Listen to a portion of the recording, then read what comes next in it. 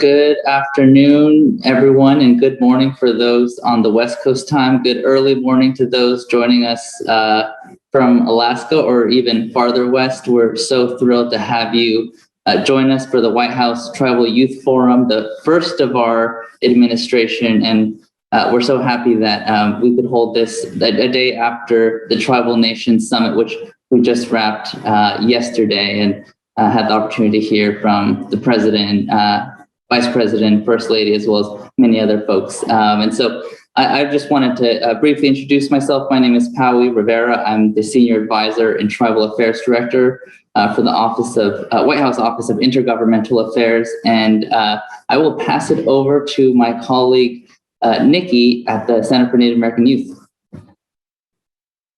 Thanks, Paui. Buenas, hello, relatives. My name is Meadow Lark, and my English name is Nikki Petrie. I serve as the Executive Director for the Center for Native American Youth at the Aspen Institute. I greet you all with a happy heart and a warm handshake. Today's a good day. I'm going to invite Sam McCracken and Hannah Bristol to introduce themselves as well. My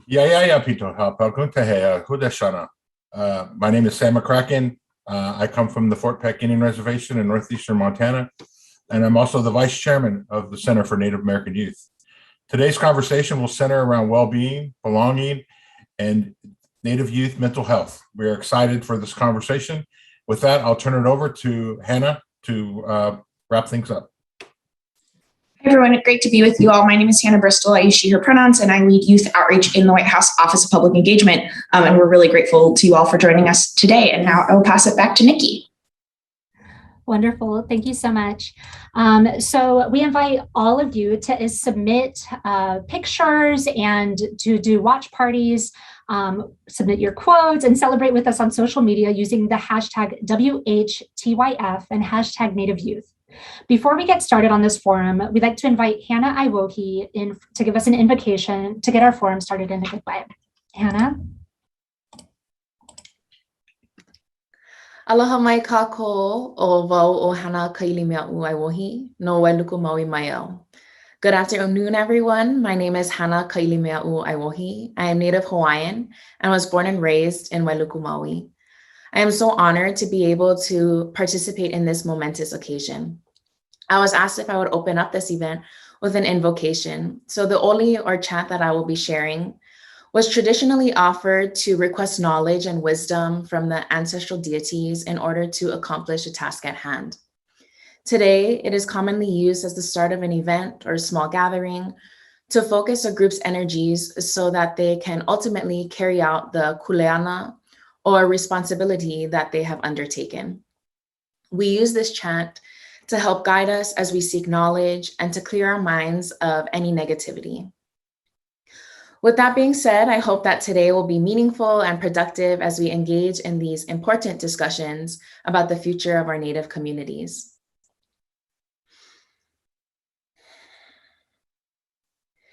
E ho mai kai ke mai luna mai e. Una mea huna no iau, no na mele e ho mai, e ho mai, e ho mai, e ho mai, kai ke mai luna mai e. Una mea huna no iau, no na mele e ho mai. E ho mai, e ho mai, e ho mai, kai ke mai luna mai e. O na mea huna no eo, no na mele e ho mai, e ho mai, e ho mai e. Mahalo.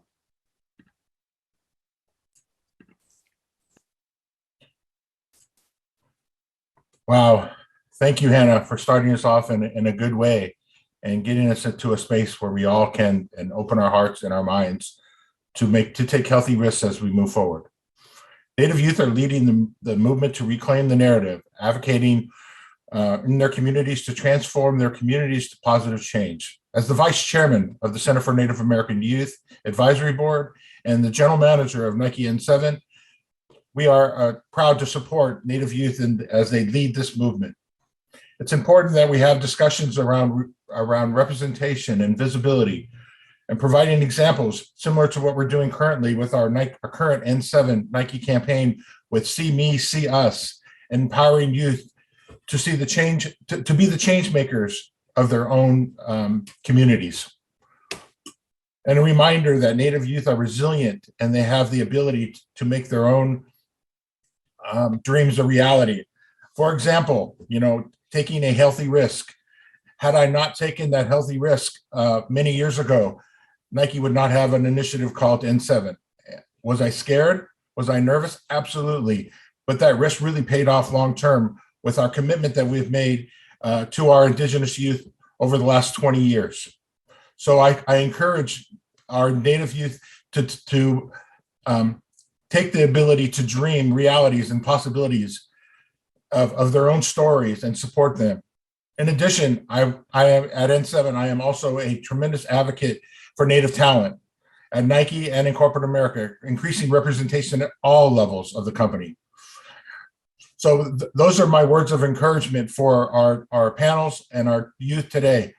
And we have I would like to then send out a special thank you to all of the folks who are on the panel today and the N7 ambassadors that are supporting this and Nike employees that are supporting this today, as well as many youth across the country that are all part of this Native American Youth Advisory Council and moving forward to the Youth Advisory Board. Thank you. So with that, I get the distinct opportunity to introduce a personal friend, a person I met many years ago as we planted the Three Sisters at the White House with former First Lady Michelle Obama when she was working in the White House. An amazing advocate for Native people, for Native youth, and more importantly, a powerful voice of change. I get the distinct honor to introduce the Director of Intergovernmental Affairs at the White House, my good friend, Julie Chavez Rodriguez, for some opening remarks. Julie, it's great to have you here today. Well, thank you so much, Sam, for that warm introduction and for also bringing me back to our early days working together in the Obama administration and continuing to really lift up the voices of Native youth, of our Native community, and ensuring that we're doing our part to really reestablish the nation-to-nation trust and responsibility that we uphold and we hold dear. But thank you all so much for joining this Youth Summit today. It's wonderful to welcome you all here today. And we hope that in the future, we'll be able to welcome you all in person. And I should say in the not too distant future, we'll be able to welcome you all here in person. As Sam mentioned, I'm Julie Chavez Rodriguez, and I'm the Deputy Assistant to the President and Director of Intergovernmental Affairs here at the White House. And I have the pleasure of working most closely with POWI, but with our entire team here that is focused on, again, really ensuring that we are upholding our government-to-government relationship with Indian country. In my job, I work closely with leaders at all levels of government, including tribal governments, and understanding and respecting tribal sovereignty, in addition to the tribal trust and treaty responsibilities, are fundamental to the work that we do each and every day. And tribal governments have been key partners in advancing President Biden's priorities, like passing the bipartisan infrastructure deal that delivers over $13 billion to tribal communities. It's one of the largest investments that we've ever seen in Indian country. And yesterday we wrapped up the White House Tribal Nation Summit, where the President, Vice President, First Lady, and 13 cabinet secretaries addressed tribal leaders and engaged with Indian country across a wide range of critical issues, including combating COVID-19, public safety and justice, Native American education and Native languages, climate change impacts and solutions, economic and workforce development, infrastructure, housing and energy, and tribal treaty and rights and sacred lands. And in the president's remarks, he announced protections for Chaco Canyon, a new initiative involving 17 departments and agencies to protect tribal treaty rights, and a new initiative to increase tribal participation in the management and stewardship of federal lands. He announced that the Biden-Harris administration would be the first administration to work with tribes to comprehensively incorporate tribal ecological knowledge into the federal government scientific approach, helping us fight climate change. And finally, he signed an executive order on improving public safety and criminal justice for Native Americans and addressing the crisis of missing and murdered Indigenous people. This was among numerous other announcements that were made by the administration over the course of the 2 half-day summit. And I'm honored to be with you all today as young leaders and future leaders of Indian country and of our nation. The voices and ideas of tribal youth are important to be listened to. You bring with you the knowledge of your communities, the wisdom of your ancestors, the power of your stories, and innovation and creative solutions to our nation's biggest challenges. We are thrilled to host the White House Tribal Forum and to ensure that you are heard at the highest levels of government. And as we think about and invoke our ancestors, I wanted to share with you all one of my favorite quotes from my grandfather, Cesar Chavez, who told me that, frankly told America that once social change begins, it cannot be reversed. You cannot uneducate the person who has learned to read. You cannot humiliate the person who feels pride, and you cannot oppress the people who are not afraid anymore. I see the future, and the future is ours. So thank you all so much for joining us today, and I look forward to seeing you again soon. I'd now like to turn it over to my con, Carlos, to start the first panel. Thank you all.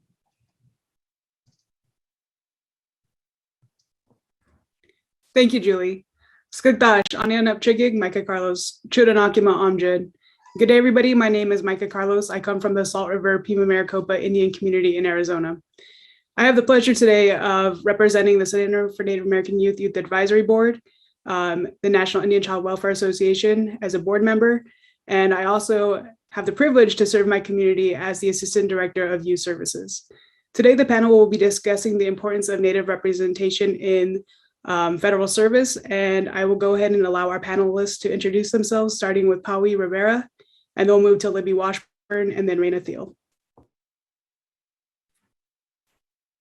Thank you, Micah. Singitei Nakwansita Paui Rivera, Kinokawa Putsuwaga Wingo Iwerio Mu. Good afternoon, everyone. My name is Paui Rivera.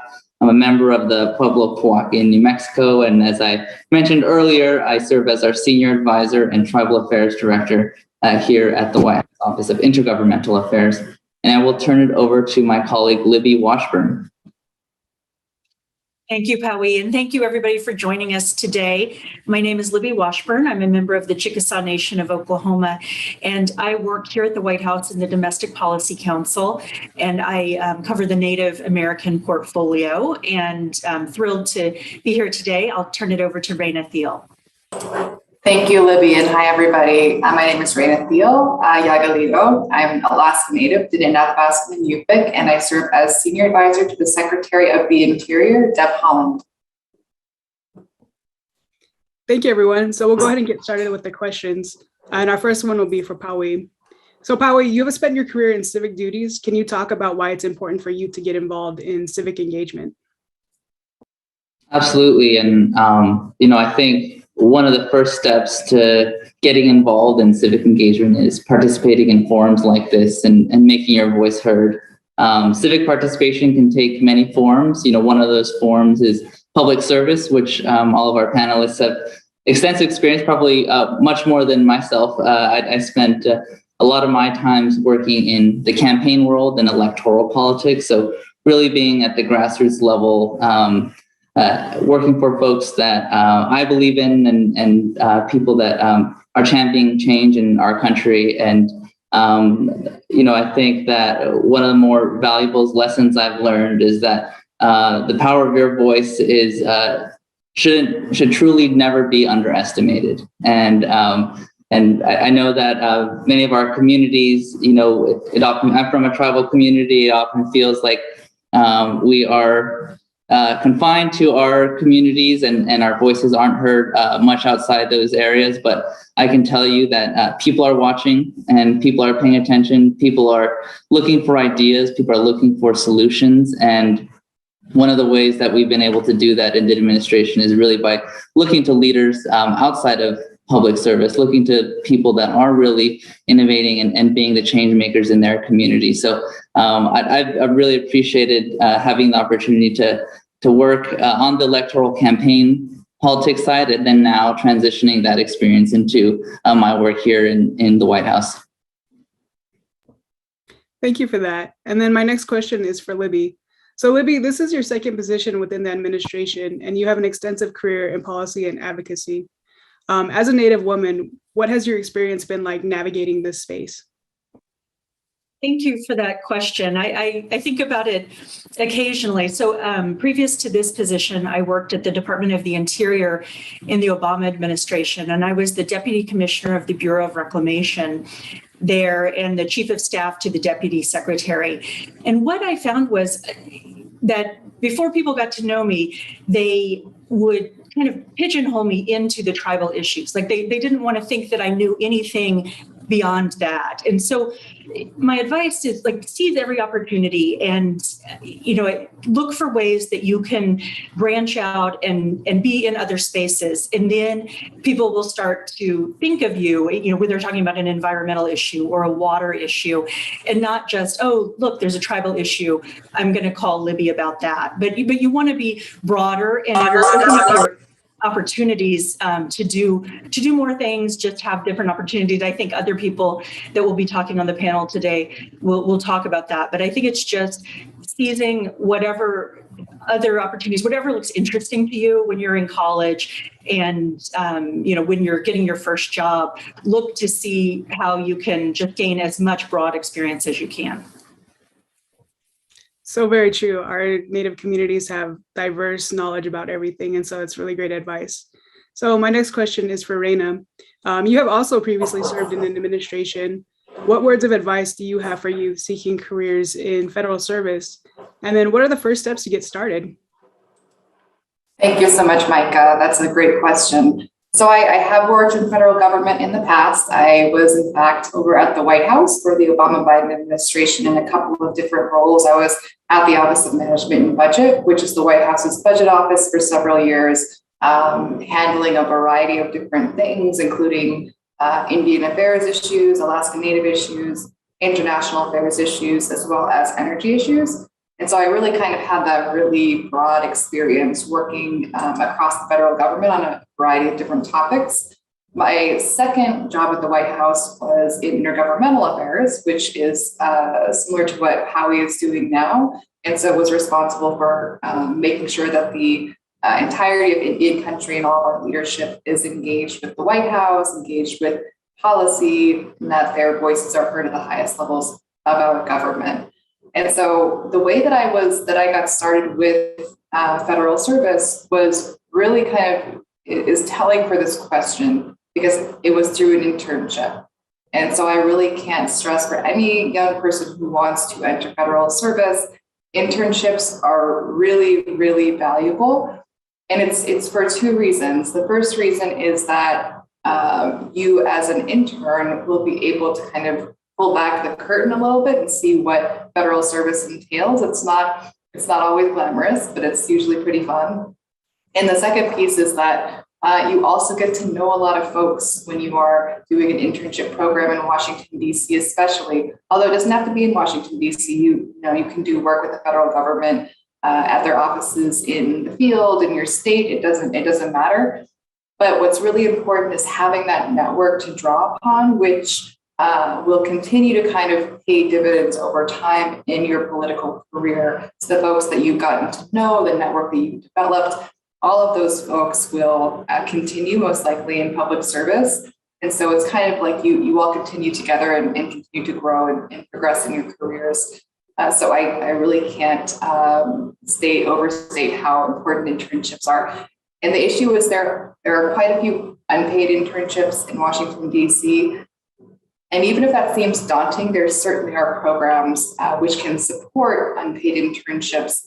And so even if there's an unpaid opportunity, don't necessarily think that it's impossible. Of course, like for me, I wouldn't have been able to do an unpaid internship either during grad school or during undergrad. And so I know a lot of young people don't have that option, but there are programs which can support your expenses, can help support your housing, make sure that you can have the experience that you want. So let's just say that, look at opportunities, look for ways to support those opportunities, either through places like the Youth Foundation does some work around this, as well as other programs here in DC. So really encourage folks, if you are interested, to really get in there and try an internship in a place that you think you might be interested in, and see if you have that interest.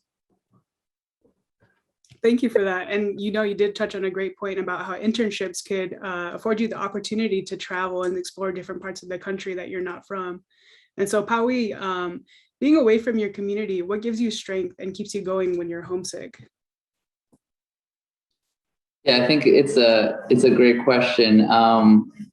One of the fundamental aspects of many of our indigenous cultures is the importance of place and then the importance of that specific place, right? Many of our creation stories, many of our languages, our cultures are centered around each individual place that we're from. And so I think, one of the ways that, especially here in Washington, D.C., is that, we have a great Native community, and we have, people like Libby and Reina and others who have that similar sense of wanting to be part of that community. And so we have an incredible support network. And, I don't want to shout her out too much, because I know that she'll be speaking later in the program and want to say her own remarks, but Secretary Holland is an incredible person to really anchor that community, and an incredibly generous person. I think she understands that being a Native person out here in Washington, D.C. is sometimes challenging. Sometimes it can seem like you're out of place, but the other day she, just from the generosity of her own heart, cooked us all a big pot of red chili pozole, and made sure that there was enough to go around and enough for leftovers. And so I think it's really, bringing the values of your community to Washington, D.C., and really making sure that you're influencing the culture that you are becoming a part of, and then building the community around there. Obviously, working with our tribal communities is incredibly humbling and grounding to hear the voices of our tribal leaders every single day, hear the voices of you as the Native youth to inspire us and to remind us why we do this work. And so being out here, I think, is really, it can feel like a sacrifice at times, but when you're able to have an incredible impact for all of our tribal nations and for all of our communities, knowing that we're able to connect with the youth and really ensure that we're doing a good job at stewarding these positions of influence for the next generation to come in and be the next Libby Washburn and Raina Thiel and really take on that responsibility. And so I think there's a great amount of comfort knowing we have community here, but there's a great amount of comfort knowing that we all have strong identities and something to contribute to our place. And actually, I might open it up to Raina and Libby just to chime in here, because I know that it's a little different for all of our Native staffers out here, but maybe Raina, if you want to start, and then Libby give a little bit as well. Yeah, I was going to jump in, but I didn't know if I was going out of turn in our panel here. No, I think that's what you bring up, Paui, is really important. I mean, having the community is really important. But for me in particular, because I'm from Alaska, having my Native foods is really important.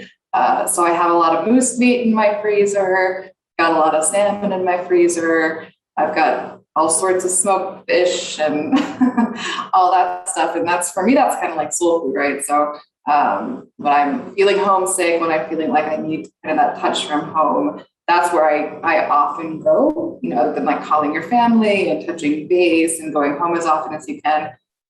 Just having that connection to what you grew up eating is really important for me. I'll just jump in and kind of echo what Paui said. So it really is finding your group. And when I came out here straight out of college, I found a group of Native women, and many of them are still here. So you find in DC, people stick around for about 5 years and then they usually go home. But the ones that stay longer than 5 years tend to stay. And there was a group of women that started when I did, and many of them are still here. And I moved back several months ago for this position. and we just kind of jumped back into our routine. We meet for lunch on the weekends. And so it's just good to have that group and have somebody that understands what you're doing and where you're making a difference. And so just cultivating those relationships and then keeping them, and they will be lifelong friends. Yes, thank you guys for that. And, even working in my own community, I understand the importance of, you talk about food, you talk about connecting with others, and it's honestly, it's medicine, it's healing. These jobs are very stressful. And so being able to rely on that also helps us to keep moving forward and to keep pushing us forward. And I know Paui talked a little bit about the next generation. And so Libby, as the next generation comes in, what are some skill sets that you hope they can bring to the workplace? So I have to say the government isn't the best at getting information out about what it's doing. And good work is happening every day, but nobody knows it. And they, kind of use the ways that they've always conveyed information. And so what I would hope is Native youth coming in, look around and see how you talk to each other, how you communicate. And then when you come into a position like this, be sure to say, no, you're not going to get to anybody by sending out a news release or, putting something, different social media platforms. I think some work in Indian country and some don't. But, I think it's exploring new ways to do it, pushing the government to get out of its comfort zone and try a different avenue. But I think, I think people have been here for a long time in many ways too. And so what they did 20 years ago, it isn't what you're doing today. And so I would hope that you're pushing us to do more and to be more active in this space and, figuring out ways that we can let people know back on tribal lands that this opportunity is here and this is a way that you can get engaged and apply for a grant or apply for a job. All right. Yeah, I think that's so important. Not everybody has Twitter or Facebook. And so I think that's very important, that we diversify the ways that we outreach to our communities. And my next question is for Reina. So can you explain to us the impact that the Department of the Interior can have for Native people and kind of give us a glimpse into what does a day look like for you? Thank you, Micah. That's a great question. I know we all, I think, probably are familiar with the term Department of the Interior, but I think it's probably less known exactly what the Department of the Interior does. I think a lot of folks recognize that, the Department of the Interior is responsible for a large part of the federal trust responsibility with Indian tribes, but there's a lot that the Department of the Interior does. And so we're proportionally one of the largest public land managers in the entire federal government. In fact, my home state of Alaska, 62% of our state is federal public lands. And so all of that must be managed in a certain way. And so the department does all of that work. The department also has a trust relationship with federally recognized tribes. And of course, a lot of our work revolves around that.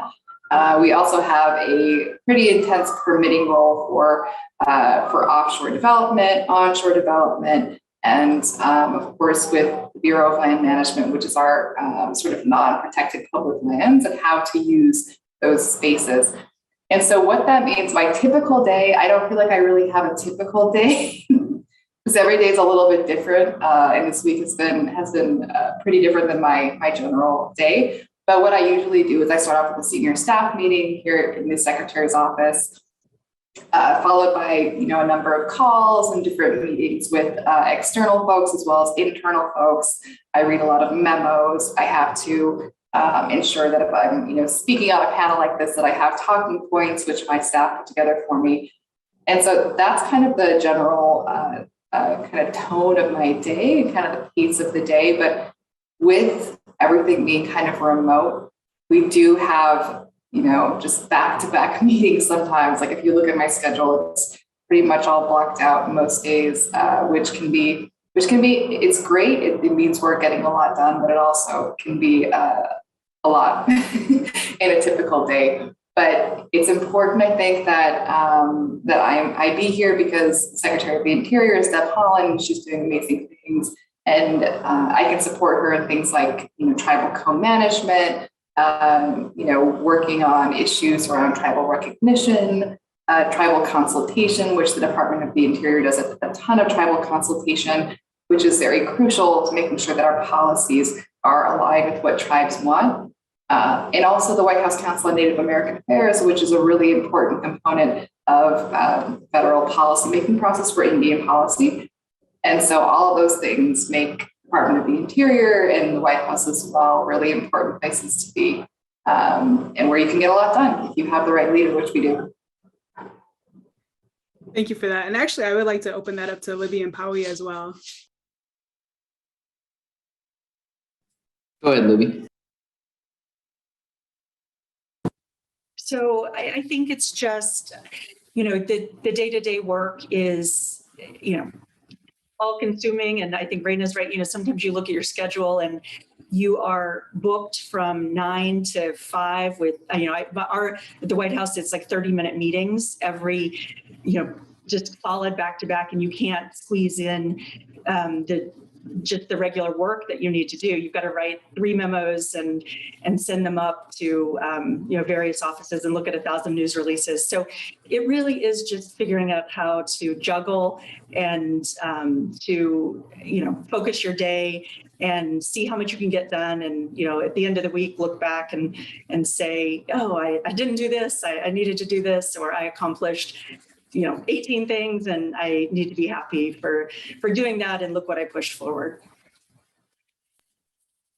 Yeah, I would, echo all of Libby and Raina's sentiments, and I don't think I have a day that looks exactly the same. And one thing for certain is that there's never a time where you don't have a million things to do at once. You're never bored. It often feels like you have a position that should be handled by multiple people, and it often is just yourself. So, I'm incredibly thankful to Libby and Raina and all the folks that we have to share the workload and to really be part of what I consider a team in accomplishing some of our really big goals. And I think through the White House Council on Native American Affairs, through the Tribal Nations Summit, we really did bring everyone together and to produce one of the most substantive and I guess high-powered engagements for Indian country, bringing in the president, the vice president, the first lady, 13 cabinet secretaries.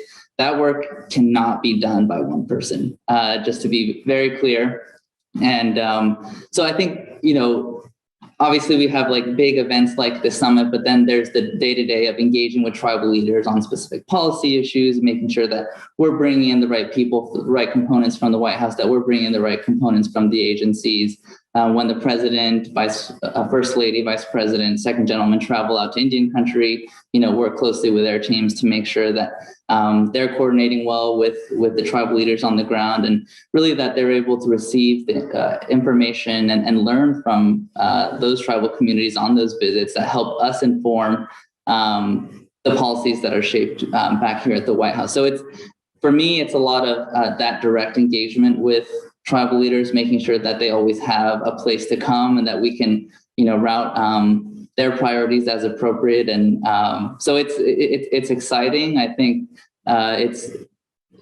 you feel like, I think very energized and invigorated by it. But it is probably the most challenging job that I've ever had, just in terms of always having something on your calendar well into the night.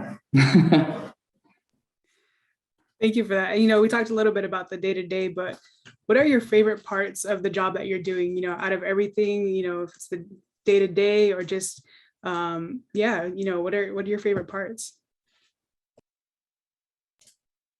We can start with Raina. That's a great question. Thanks, Micah. So I think the favorite part of my day, we've been pretty remote this whole time. So a lot of us are working from home. I'm in my office right now, but a lot of folks are still working remotely. So as folks kind of start to come back into the office, it's nice to see people and to be able to talk to people in person.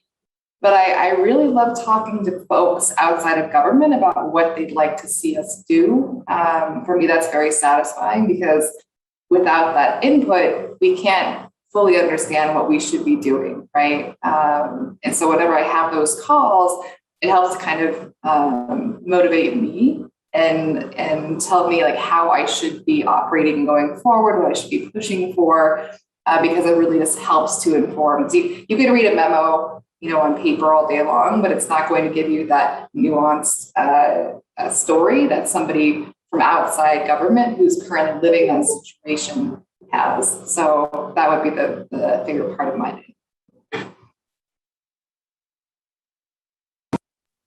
Jump in next. So a couple different things jump out. So one is educating people about tribal issues. So Pauwi and I do that on a daily basis inside the White House, and people want to learn. Like they reach out to us proactively, and they want to make sure that they're using the right words and that they're being respectful. And so every time we do that, we're educating somebody about tribes, about Indian country, and then breaking the ceiling. So this administration has done quite a few things that have never happened before. Fawn Sharp was a delegate at the COP26, the first time a Native tribal leader has been included in that kind of forum. And so working on those things are very fulfilling. And then I have to say my very favorite thing is walking into the White House every morning. I go a little bit longer than I need to so I can walk around and walk across the lawn and look at the White House. And I, like my first weekend, I took this route instead of the shorter route. And I was like, what am I doing here? It's just like the White House is right there. And so that's kind of the favorite thing of if I'm down or I'm stressed, I make sure that I walk that way and see that site and say, oh, how did I get here? Yeah, I think we all have to pinch ourselves when we take a break from our work and zoom out to the 30,000 foot level just to understand the magnitude and really understand the weight of these positions. I think one of my favorite parts of it is giving tribal leaders and others in Indian country the opportunity to engage with the president, the vice president, the first lady, the second gentleman, all of our cabinet secretaries, to see the amazement on their faces, to know that you are being a direct connection to that nation-to-nation relationship, and really empowering tribal voices to be heard and recognized and influential into our policy decision making. Obviously, Libby works directly under Ambassador Susan Rice in the Domestic Policy Council, and just the amount of the fact that we have her position there to advocate for Native policy, that's one step away from the president is amazing. And so we've seen the progression of these Native positions in the White House to grow higher and higher, and I think that's why you're seeing so much progress at a fast rate in this administration. Obviously, Reina served in the Obama administration, and they certainly paved a lot of paths, like establishing the White House Council on Native American Affairs. I think, Reina, correct me if I'm wrong, but it was in 2014 that was established. 2013. So it took until 2013. And because that was able to happen, we were able to establish it within the first 100 days of this administration. And that's really driven a lot of our work and really allowed us to be consequential, right? You come into these positions, you come into work every day, and the decisions that you make, the people that you are connecting the administration with are having an incredible impact, not only in their personal lives, but across the country and across the administration, because it all flows from the White House and our agency. So it's a pretty incredible feeling knowing that you can help shape that. Thank you for that. And honestly, you guys are inspiring. And Libby, you kind of talked about that moment of like, how did I get here? And honestly, like, it's inspiring. It's like, I hope to have that moment too someday. And so my next question is, what are your hopes for youth and policy? And I'll open this up to all of you. We can start with Pauwi. I think really taking an interest like in your studies. I think for me, when I was in school, often didn't know exactly what I wanted to do, but whenever I took my NAS, Native American Studies classes, I always felt like, okay, this is amazing. And I feel like so engaged and inspired and like want to go out and do the work. And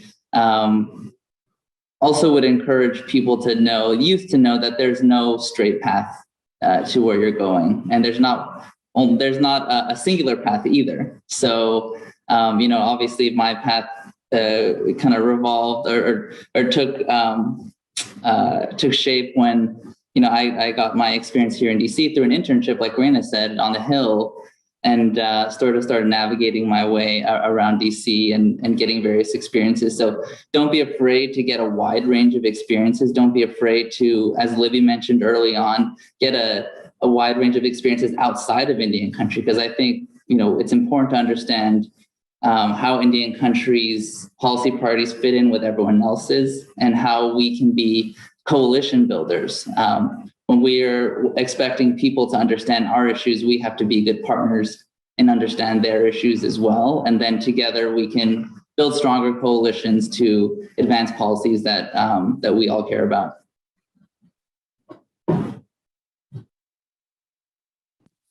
I'll jump in next. So what I would say is, don't be afraid to speak up. Like, we need more young people working on policy issues. So oftentimes we're hearing from people that are retired. They have, spent their career doing something, they've retired, and now they're advocating for a particular issue, but we don't often hear from youth. And Howie and I had one listening session with tribal youth, and there were so many interesting things that you were saying were important to you, that were top priorities. And we just don't hear it very often. I think it's, don't be afraid to push us. And some of you are, we've seen it on various issues, but the more you do that, I think the more people are going to pay attention as well. But we definitely need your voice in policy development space as we're figuring out what's going to happen for the next 3 or 4 decades. If you're not talking about it now, you're going to have to try to change it in the future. And so it's great to jump in at this point and start to let your voice be heard. And I would echo what Libby and Howie mentioned. I see a need for Native young people to be involved in politics and policy. The pipeline of folks that we have, we're kind of going into these careers and having those experiences. That's invaluable, because as we move along, right, we're going to need that next generation to replace people like us, right? Because we're not going to be here forever. And I think that with this kind of surge and so much happening for Indian country on a policy level and politically, there's a huge opportunity and a huge gap to be filled. I think having programs and initiatives that are specifically geared toward Native youth is also important. I was incredibly blessed to, in the previous Democratic administration, to be able to create an initiative called Generation Indigenous, which still exists. We created it with CNAY and with N7, and 7 actually came up with the name. A little insider information for you there. But programs like that, which seek to really lift up the voices of young people and make folks feel engaged, I think is an excellent use of our time and our resources, because you all are the next generation.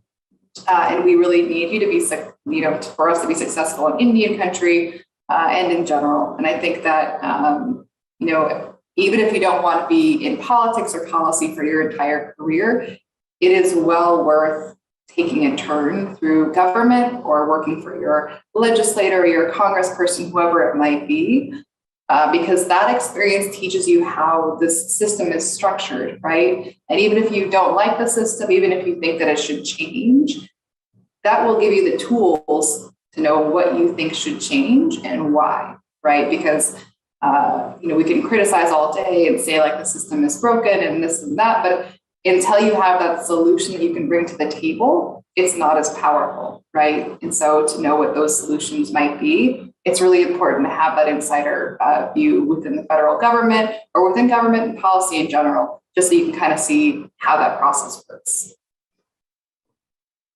Yes, and I'm so thankful for Gen I, Generation Indigenous. That was actually my first introduction to Washington, D.C. and kind of starting out with that whole how do you influence policy and change in your communities? And so that was when I joined my youth council, and also so that was really the start of my whole journey kind of here to CNAY and NCWA as well. So, it's awesome to see, the start of that and then how it's progressed.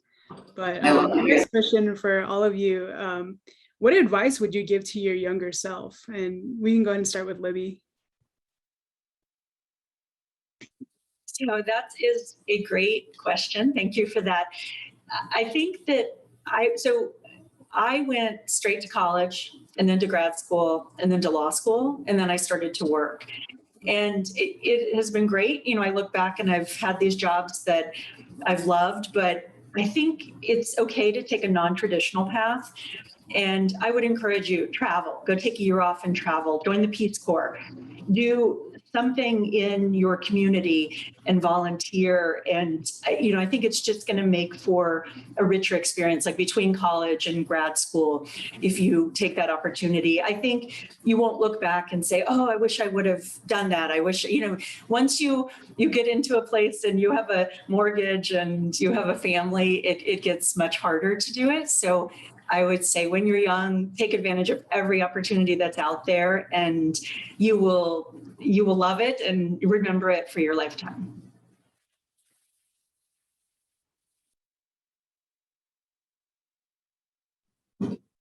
Yeah, I think, similar to what Libby said and what I said earlier, there's no straight path to getting to where you're going, and there's not one singular path to get where you're going. So don't be afraid to open yourself up to opportunities that you don't know the outcome.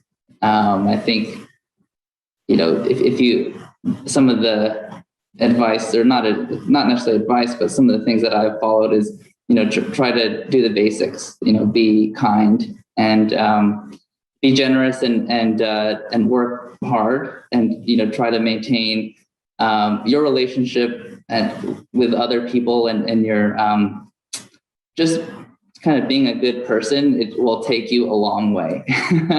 And it sounds super simple, but that's the advice that I would give to my younger self, to make sure that we are continuing to bring people into these positions that are empathetic and that are grounded in their communities and understand in context, how policies are impacting people's lives. And so, as you chart out your own course, we look forward to being resources to you and are very excited to follow your own journeys. And just know that we're here for you, and we're excited by all the work that you're already doing.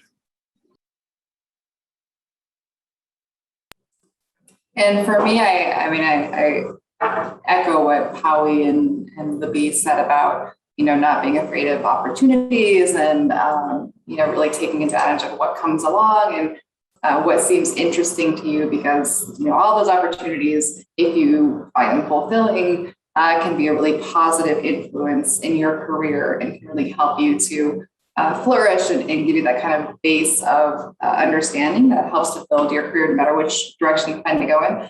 But advice I think I would give myself as a young person, I kind of had a similar trajectory to what Libby spoke to, which is that I kind of went, finished high school, went right into college. I took a year off, maybe 2 years off before grad school, but in retrospect, it was, I worked the whole time and really didn't have that sort of time to maybe do some of that soul searching and really getting to know myself and kind of what makes me happy. And I think that's a really important thing for folks, is like, what makes you happy? What makes you satisfied in your life? Do some work to figure that out a little bit, because it gets increasingly hard to do that as you go along and get busier and busier. But once you kind of understand that, that can also help you to understand which direction you want to go in your career, because you'll know, okay, well, this type of work really makes me happy. It really excites me. I feel very creative when I'm doing it.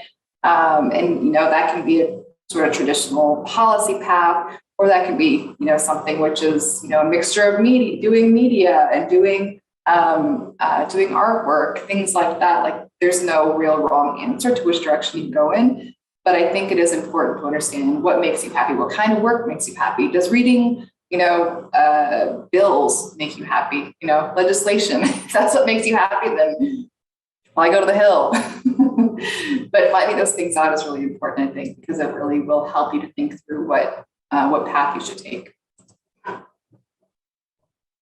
Thank you for that, Raina. And I just want to say, and thank you all for participating today. You shared some very crucial and important information about, why we need Native representation in, federal government. And, you shared, there's not just one way to get there. You all have had different life experiences, and yet here you are filling these positions that are so vital to Indian country. And so I want to thank you again for joining us today. And at this time, I would like to invite Shayna Paulus to introduce the next panel. Thank you, Micah. Sikoli, my name is Shayna Paulus. I'm a member of the United Tribe of Indians of Wisconsin. I'm also a professional cyclist for Team 2024, as well as a USA Cycling certified coach. Additionally, I am a co-founder of the Dreamcatcher Foundation, which is a nonprofit dedicated to empowering Native youth through sports camps such as football and cycling. The Dreamcatcher Foundation also aims to raise awareness of the missing and murdered Indigenous women and girls crisis in the US and Canada. And with that, I will now invite one of our speakers, the US Department of Agriculture Deputy Secretary Bronow, to introduce herself.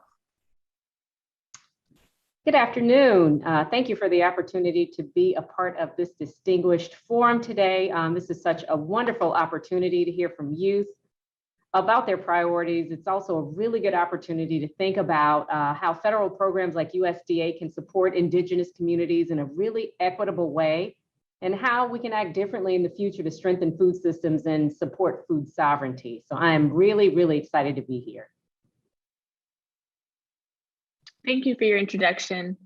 I will now invite three more of our speakers for today, Anthony, Sam, and Christy, to introduce themselves before we jump into our questions. We can start with Anthony. Hello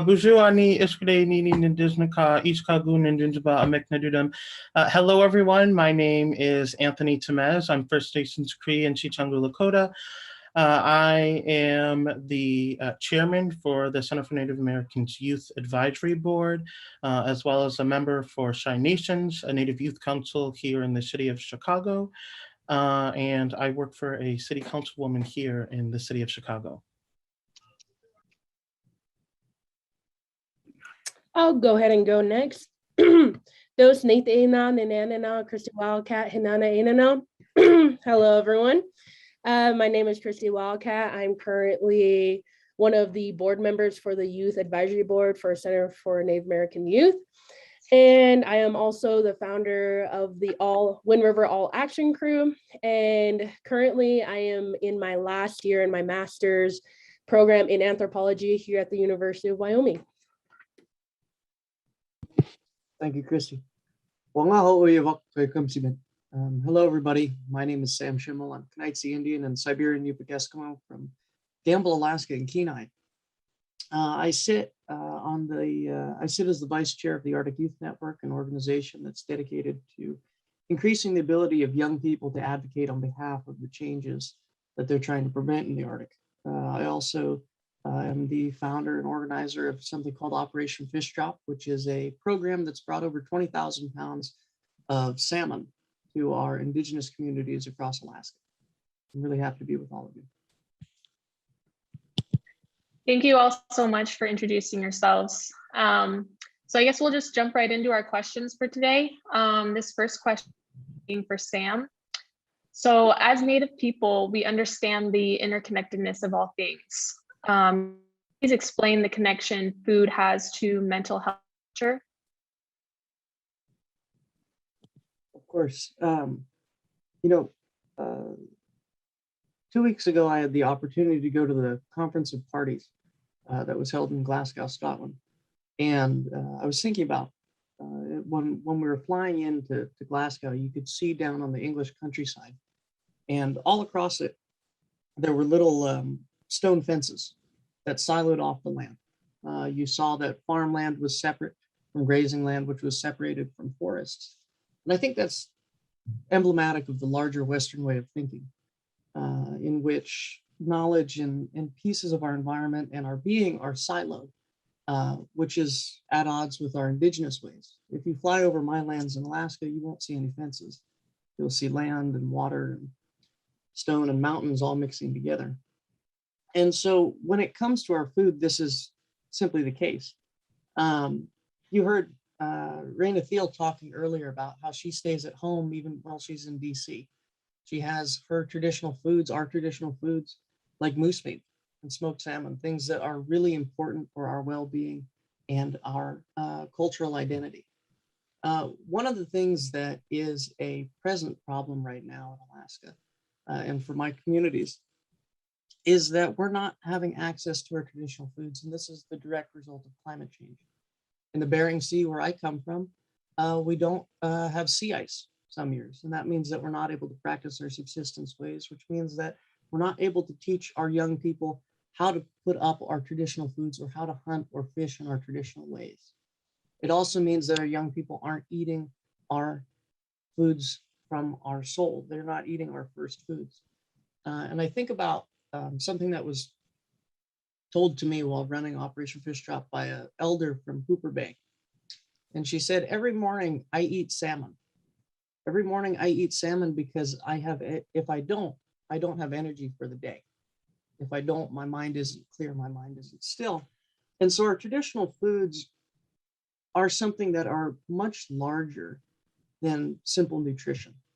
They align our body, they align our spirit, they allow us to be at home even if we're away from our places. And so when we don't have access to these, when we don't have access to our traditional foods, you see that things start to slip. You see that languages aren't being passed down in the home. You see that traditions aren't being practiced. You see that indigenous ways of knowing and being aren't making it down to our young people, and they're not being remembered by our elders. They're not being practiced by our people who are our parents' age. And so when it comes to food security, it's not only about nutrition, but it's about cultural security as well. It's about ensuring that when we have access to our traditional foods, we have access to our traditions, to our identity, to our peoples. And that's really central. And so all of these things are connected. When we don't have access to our traditions, when we don't have a strong sense of identity, you see things and evils creep up. You see higher rates of alcoholism. You see higher rates of poor mental health outcomes. You see higher rates of suicide. When you see communities that are fed well, that have access to traditional foods and have access to those traditions associated with them, our communities are healthy, our communities are happy. And so I think really that's one of the things that gets overlooked when we talk about food as simple food rather than as a part of our cultural identity. And I can talk more about that. Those are just some thoughts. Thank you so much. That was super insightful and thoughtful. Thank you for sharing all of that. Our next question is actually going to be for Anthony. Coming from an urban community, I believe you're from Chicago, that area. It is so important Native people have access to traditional foods. Anthony, can you please talk about the work of your community garden? What are you growing and what do you hope to give to the community from it? Yeah, so the community garden that we have here in the city of Chicago, it's called the First Nations Garden. First Nation referring to the plants as like the First Nation of beings being here. And so that work in getting the garden was actually started by two members of my family, my brother and my aunt, Adrian and Janie. And so initially that was going to community meetings, drafting a proposal, but then we seen in our, that they wanted to use the garden as essentially a way to make money. They wanted to sell garden plots to the local community for $300 to $400, which would not have been equitable, right? I live in a neighborhood called Albany Park, so it's one of the most diverse neighborhoods actually in the country, and people in my community would not have been able to afford that. And so we, the Native community came up with our own proposal, and we had went to the alderman whose ward the garden is located in, Alderman Carlos Rosa. And so with that proposal, he approved it, and we were granted access in 2018.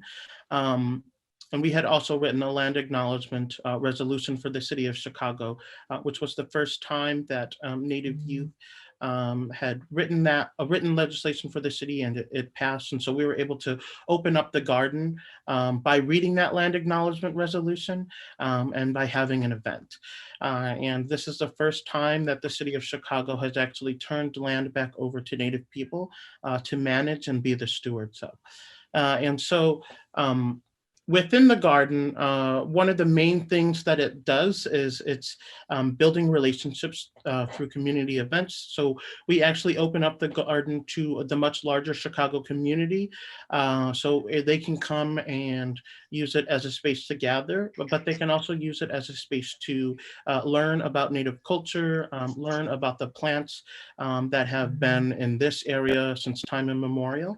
And it's also used as a place for Native people to come as like a mental health refuge, right? So we're able to grow our ancestral foods and our medicines, like our corns, beans, and squash, and then our asema, our sweetgrass, our sage.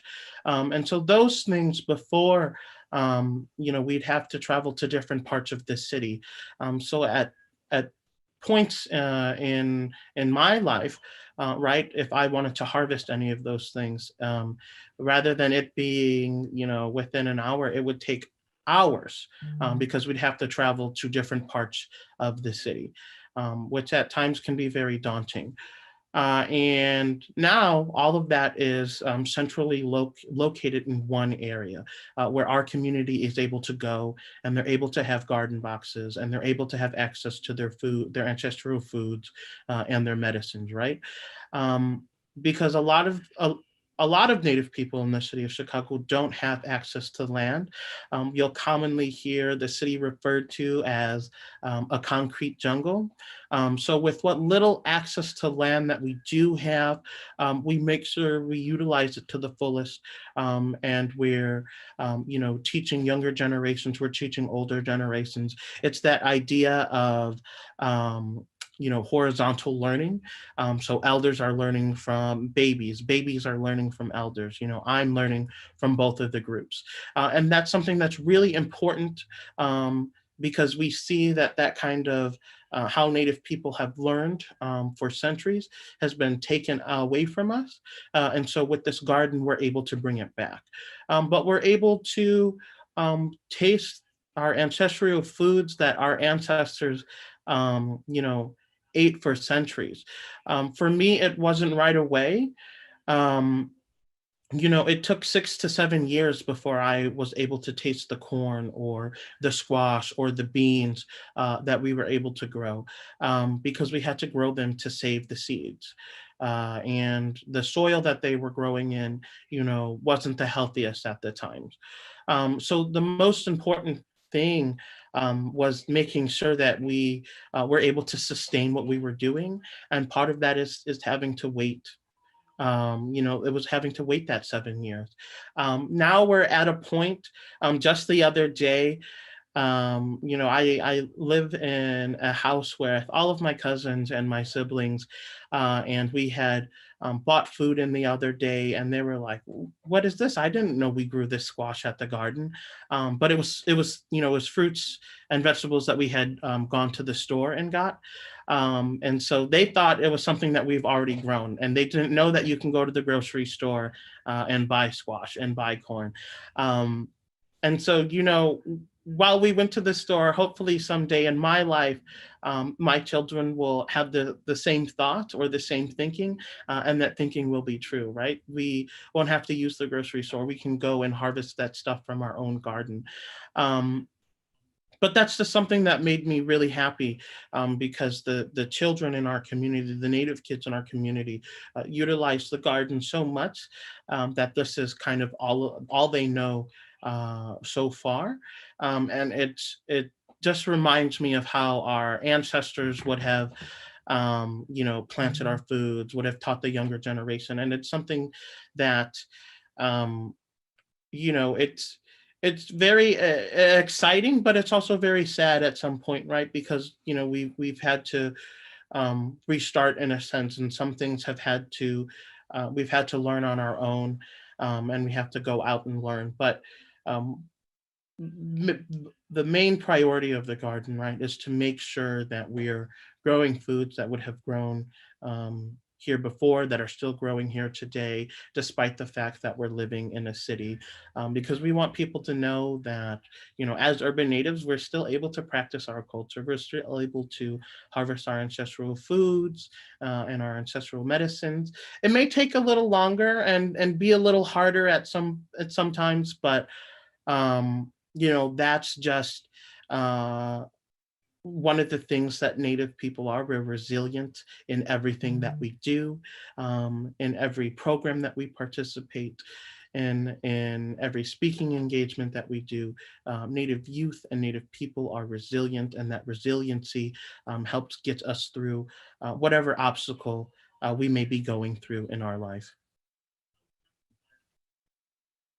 Thank you so much, Anthony, for sharing.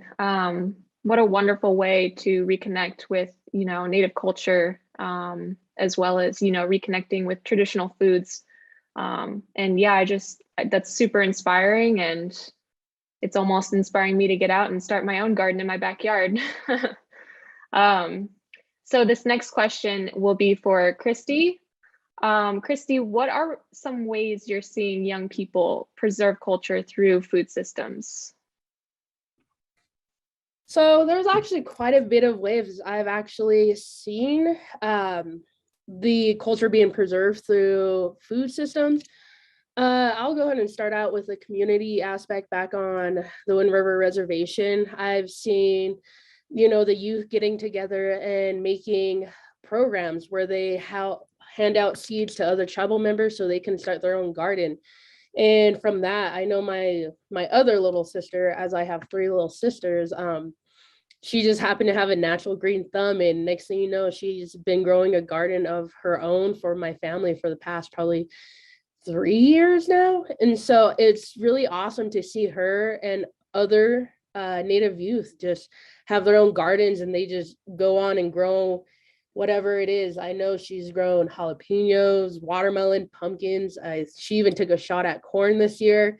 And so it's really interesting to see how these Native youth are taking these seeds and just going with it. I mean, we give them a little bit of encouragement, but it's all them. They're establishing their own gardens. They're establishing their own programs, and it's really beautiful to see. And another thing that I see through an academic standpoint is few of the people who are faculty, they're non-natives, but they're allies, have teamed up with a couple tribal members. And what they've done is they went and worked on a grant, and they came up with 2 programs, growing, I believe it's growing sovereignty and growing seasons, but that's 2 different grants, and they really help with food sovereignty and really help with food security. So that's really interesting to see how there's 2 different standpoints, 2 different ends of children to young adults being worked on, and they're building these relationships and these connections with people within the community, with outside of the community here at the university. And so it's so cool to see. But also another thing that I'm seeing that culture shine through is more of an indigenizing a modern aspect. So I really wanted to bring this up. I love to brag about my sisters. My same little sister, the one that grows a garden, she's actually taking her own standpoint, and she's indigenizing these modern recipes, and she's adding traditional ingredients. So every year for fair, they have, the baking contest, cooking contest, whatever it is. And what she did is she made blue corn cookies from blue corn back on the Navajo reservation. And she got it shipped in and made these delicious cookies. And sure enough, she got blue ribbon, best of show. And so I think it's really interesting that the youth are taking a step forward and really preserving their culture and putting it on display to educate others. I just think that's so interesting. But another thing is working with the elders. A lot of youth I've seen on my reservation, and even myself, even if it's just stepping into the kitchen with my own grandmothers and learning their recipes, whether it's homemade tortillas or a specific type of stew that they're making that day, I want to make sure that those recipes are being learned and that they're being preserved and passed on to my children or my little siblings. And this is a way to, find a connection between the generations, especially with the elders and the youth, but it's also a way of reclaiming our culture. And when we reclaim this culture, that's a way to preservation. I mean, you're learning straight firsthand accounts from the elders. And I just think it's such a beautiful thing, even if it's just a simple recipe like goulash or something. It can't, goulash isn't really traditional, but it's a staple. I mean, at the powwow feast, it's a staple there. And if it's just a simple recipe and you're learning it from the elders, you can pass it on to the future generations and so on and so on. So it's just a beautiful way to have preservations in different ways, whether it's educating outsiders, working with allies, or just listening to the recipes of your grandparents and whatsoever. But these are just the different ways I see youth are preserving. Thank you, Christy. Definitely great points. And I can resonate with your point about, handing down recipes and keeping recipes going in your family. I myself have multiple recipes from my family, from my grandparents, that I can't wait to share with my own family one day, and, just keep that tradition going of passing down these recipes. It's definitely something that's very important. And yeah, it's something very, very important, definitely. So these next questions can be for all of you to answer. The first one being, what words of encouragement do you have for youth to get involved in food security and food sovereignty? I guess we can start out with Sam.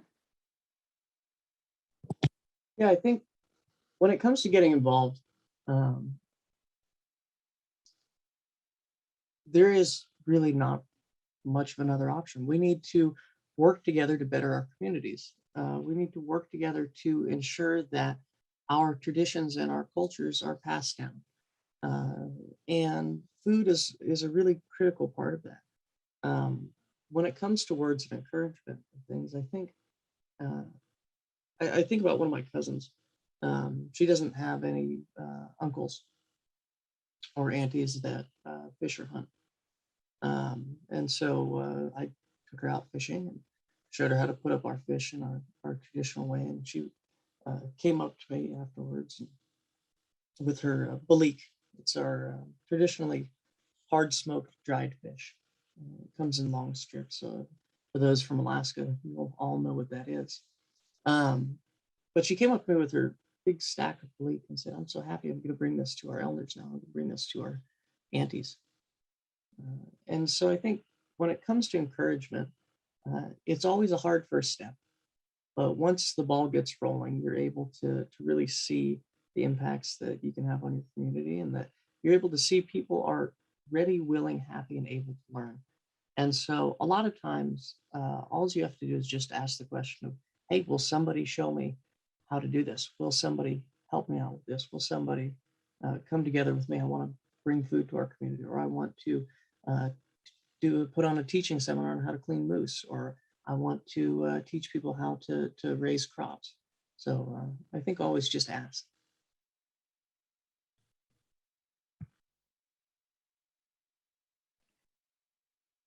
Thank you, Sam. I guess we can have Anthony go next in regards to that question. Yeah, I mean, for words of encouragement from myself, Um, you know, at first I thought planting and growing our foods was hard or impossible. But just know that, you know, planting is easy, right? You know, your ancestors are going to be there every step of the way, whether it's you're planting your foods, your medicine, as long as you're doing it in a good way, those plants will grow and you will be able to harvest them. And you know, you may not see um, benefits or results right away, but just know that um, uh, when it comes to food and when it comes to planting, this is something that takes time. Um, you know, it teaches you valuable life lessons, right? You know, it teaches you how to nurture things, right? It teaches you how to grow things. Um, but at the end of the day, know that there are people out there who are more than willing to help you throughout this journey, right? There's those of us on this panel. I know that our garden, we're always trying to get more seeds to grow and share the seeds that we have. You know, just recently, someone donated 2 80-pound squash. Um, and I've never seen squash this big. It's bigger than my dog. And, you know, we were actually able to give those out to the community. One is going to an Thanksgiving feast where they're going to feed people in the Chicago community, and we're going to get those seeds back so we can grow those at the garden. And then one is going to a Native woman who is opening up one of the first Native food businesses here in the Chicagoland area. And so, you know, you practicing your culture isn't just benefiting yourself, it's going to benefit the people around you. It's going to benefit your children, and it's going to benefit their children, right? Because as Native people, you know, it is important that we're you know, always thinking 7 generations ahead, as our ancestors have thought of us, right? And so that's something that we don't really see in the Western world. You know, we're thinking about the here and now and how is this going to help me? But really, when it comes down to, you know, food sovereignty and planting your foods and your medicine, you're thinking 7 generations ahead. You're thinking, you know, I'm thinking about my brother. I'm thinking about my children. I'm thinking about when he's going to have little babies running around, right? And how they're going to be able to have this wealth of knowledge at such a young age, and know that their ancestors are proud and that we're proud and that we're bringing back something that was taken away from Native people. So, you know, words of encouragement, just get out there and do the work. I know sometimes it can be very hard, but again, know that there are people out there who will support you 100% of the way. And there are people who have been doing the work for years that will be more than happy to share, you know, what worked for them, what didn't work for them, to make sure that, you know, we're all working towards, you know, one specific movement or goal.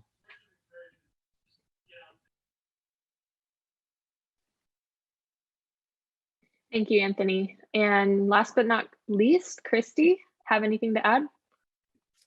Yeah, for words of encouragement for the youth, I think that the youth really need to take it upon themselves to take care of the elders, especially when it comes to food security. I was doing some research on food security, you know, read up, get educated, and turns out that elders suffer a high rate of food insecurity, such as high as 25%. And that comes from Feeding America. And they did a whole writing about Native American Heritage Month. So I thought that was brilliant.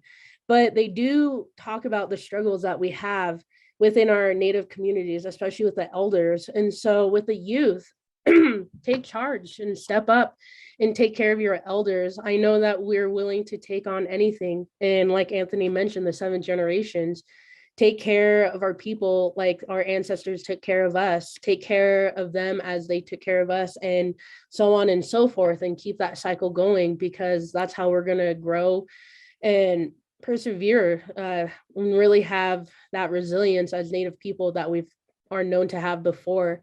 And so with that, I just really encourage the youth to take care of their elders, take them groceries or go grocery shopping for them, or, just help them cook, just show up. And if it's just a simple meal, like spaghetti, everyone loves spaghetti, you're taking care of an elder, and I'm sure you'll make their week, their day, and you'll really help them out when they're really in need. And I'm sure that they'll do the same, whether it's teaching you knowledge about ceremonies or stories, and it's just an ever-giving circle. So that's the words of encouragement I have. Thank you, Christy. That was wonderful. Thanks for sharing.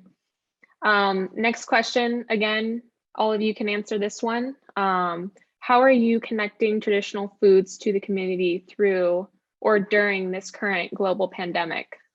I guess we can start off with Sam again for this one. I think that's something that's really important. For our communities in Alaska, the pandemic really, there were huge food security issues that were present before the pandemic, but the pandemic really laid them to bear. Supply chain issues meant that our rural village stores didn't have things in stock. And that means critical things like ammunition. Our communities, a lot of them, some of them don't have grocery stores. The ones that do, they're very small. They have things like flour and soda and equipment for being able to go gather our own food. When those break down, it means that exorbitant prices are being charged to our communities where there aren't very many jobs, where there isn't much money, and where being able to buy a new fishing net means the difference between being able to put enough food on your table for the winter and not. In terms though of what I've been doing over the pandemic to try and address food insecurity, one of the issues with the pandemic is that it made it so that our elders and our community members couldn't travel home to practice subsistence. There's two main hubs in Alaska where people move to, and that's Fairbanks and Anchorage. And a lot of our Native community moves to there because they either need to get jobs, they want better education for their kids, better Western education for their kids, they need to seek health care, things like that, elder care. And during the pandemic, our villages were closed. People weren't able to get home. That meant that you weren't able to go fishing, you weren't able to go hunting, you weren't able to get your traditional foods. And so I started Operation Fish Drop.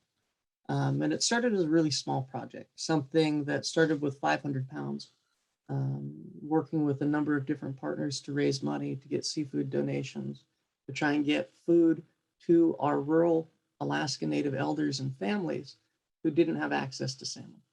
And it grew from there. Every time that I'd meet with them, I'd ask them for a little bit more and a little bit more. And slowly we grew that number to about 20,000 pounds, which we then were able to give out in 25-pound boxes to our families, to our Indigenous families, and to our Indigenous elders. Christy, you talked about it. Our Native elders face food insecurity at an incredibly high rate, and our urban Indigenous relatives face culturally relevant food insecurity at an astronomical rate. When you move out of your village and you move into a larger city, or out of your community into a larger city, that means that a lot of times you're cut off from your family who would traditionally provide for you. In our community, when a young person harvests their first animal or catches their first fish, we don't take any of it. That goes to our elders, that goes to our families, that goes to our cousins and our relatives. And when you don't live in your community, when you've been displaced or you had to go into a larger city to get medical treatment, or you're seeking elder care, you don't have those support systems in place that allow you to have access to your traditional foods. And we're not going to ask a 90-year-old woman to go out and go fishing for herself. We're going to say, we're going to bring you food. We're going to make sure that you have what you need in order to teach your grandkids how to put up fish.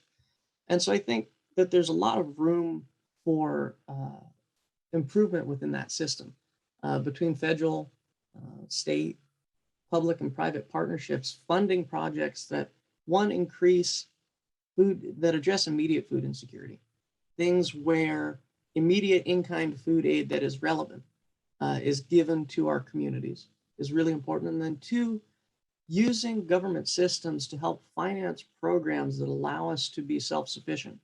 That would mean making sure that our communities have capital to be able to purchase boats so that we can have collective fishing, making sure that we have resources to be able to buy fishing nets so that way we can conduct our own subsistence fishing as a group and provide for our families when maybe one individual doesn't have capital to buy those fishing nets. Making sure that there's agility in federal and state regulations so that our subsistence resources that are diminished, we're able to be agile. This year in Alaska, the Yukon River received only 4% of its salmon run. This meant that dozens of communities up and down that river, which are like mine, where they don't have a grocery store, where they might be 60, 70 miles away from a grocery store, and the only foods that they're getting are subsistence foods, we're not able to practice subsistence. And so it means that government needs to step in and make sure that we're allowed to harvest different animals when they're actually arriving. 2, to support programs that allow us to be self-sufficient. And then 3, to fund immediate programs that are informed by our traditional needs. Sending things like commodity foods to my community or to other communities in Alaska, yeah, it kind of addresses the immediate food insecurity, but it doesn't address the real needs of our communities. It gives us bad food, quite frankly. And we need to find solutions that allow us to have, 1, access to traditional foods, and then 2, have the ability to harvest them in the face of changes that we're seeing. And so that's really the ways that I've been trying to engage with food security over the pandemic. Thank you, Sam. That was super insightful. Anything to add, Anthony and Christy? Yeah, I think we've seen during this pandemic, Native youth especially have hit it out of the park when it came to taking care of our communities, specifically here in the city of Chicago. We've seen that a lot of other groups were, they were taking care of their own people. They were able to give their people food, but when it came to our community, our community center, the American Indian Center, they were handing out food that, wasn't so healthy for people. They were handing out non-perishable items, things like mac and cheese or, things that aren't going to be able to sustain you or that aren't healthy for your body, which is one of the most important things, right? During a pandemic, during a time when everyone's getting sick, the most important thing is to make sure that you're putting things that are healthy for your body inside you. And so the Cheyenne Nations Youth Council, we didn't think that this was okay. Our community deserved better. And with us being an autonomous youth council, with the funds that we had raised for conferences and things that we were planning on going through that year, we were able to actually redirect those funds, and we were able to buy healthy foods, traditional foods for a lot of our community members. So we were able to go to the grocery store, and we were able to buy a bunch of different berries, squash, and eventually that had turned into, with the help of a community member, her name is Kelly Hayes, that was able to turn into something much larger, where we were able to do full grocery list for Native families here in the city of Chicago. We were able to buy them healthy foods to make sure that they're all right. And we did all of the shopping ourselves. The Youth Council, Cheyenne Nations Youth Council did, because we wanted to make sure that one, our Native moms and aunties and uncles and, the most vulnerable population didn't have to leave their home and go shopping for them items themselves. We're young, we're all pretty healthy kids. So, that we put that on ourselves to go do, right? We were making sure that we were taking care of our community. And we ended up serving about 500 Native people. And this is something that we did for multiple weeks in a row until we had reshifted our focus on other things happening in our community. But, from that, with the help, from the Center for Native American Youth, we were approached by the UN to write about the work that we did in the city of Chicago. So we were able to write about, essentially it was Indigenous youth response to COVID. And so, we wrote about the food that we did, and you can find that report on, I believe it's the Food and Agriculture Department of the UN. And so you can read about it there, right? And so we have, Native, not just in the city of Chicago, but across the nation, have taken it upon themselves to make sure that we're taking care of our communities and to make sure that we're putting something healthy in our bodies, right? Before this, it wasn't something that I really thought about as much, but as the pandemic hit and progressively got worse, I couldn't help but thinking like, oh, we need to start changing the way that we eat. Our community needs to start changing the way that we eat. We need to start changing the way we take care of each other, right? Before I think it was rare that I would go to the grocery store and do grocery shopping for them. But now I am more intentional about that. If someone asks me, hey, I need this for my family, I need this to eat, I need this to clean, without question, I will drop what I'm doing and help that Native person out or help that Native family out. Because at the end of the day, the people that are going to take care of us, it's going to be us. It's going to be my friend that lives across the city or lives down the block. Those are the people that provide immediate help to us when we need it the most, and vice versa. And so we need to take care of each other, and we need to start bringing those traditions back, right? And so I would encourage everyone to start doing that and being intentional about what we're putting in our bodies and what our communities are putting in our bodies as well. Thank you, Anthony. For time's sake, we're going to move on to our last question. And this is actually going to be a question for Deputy Secretary Brownell.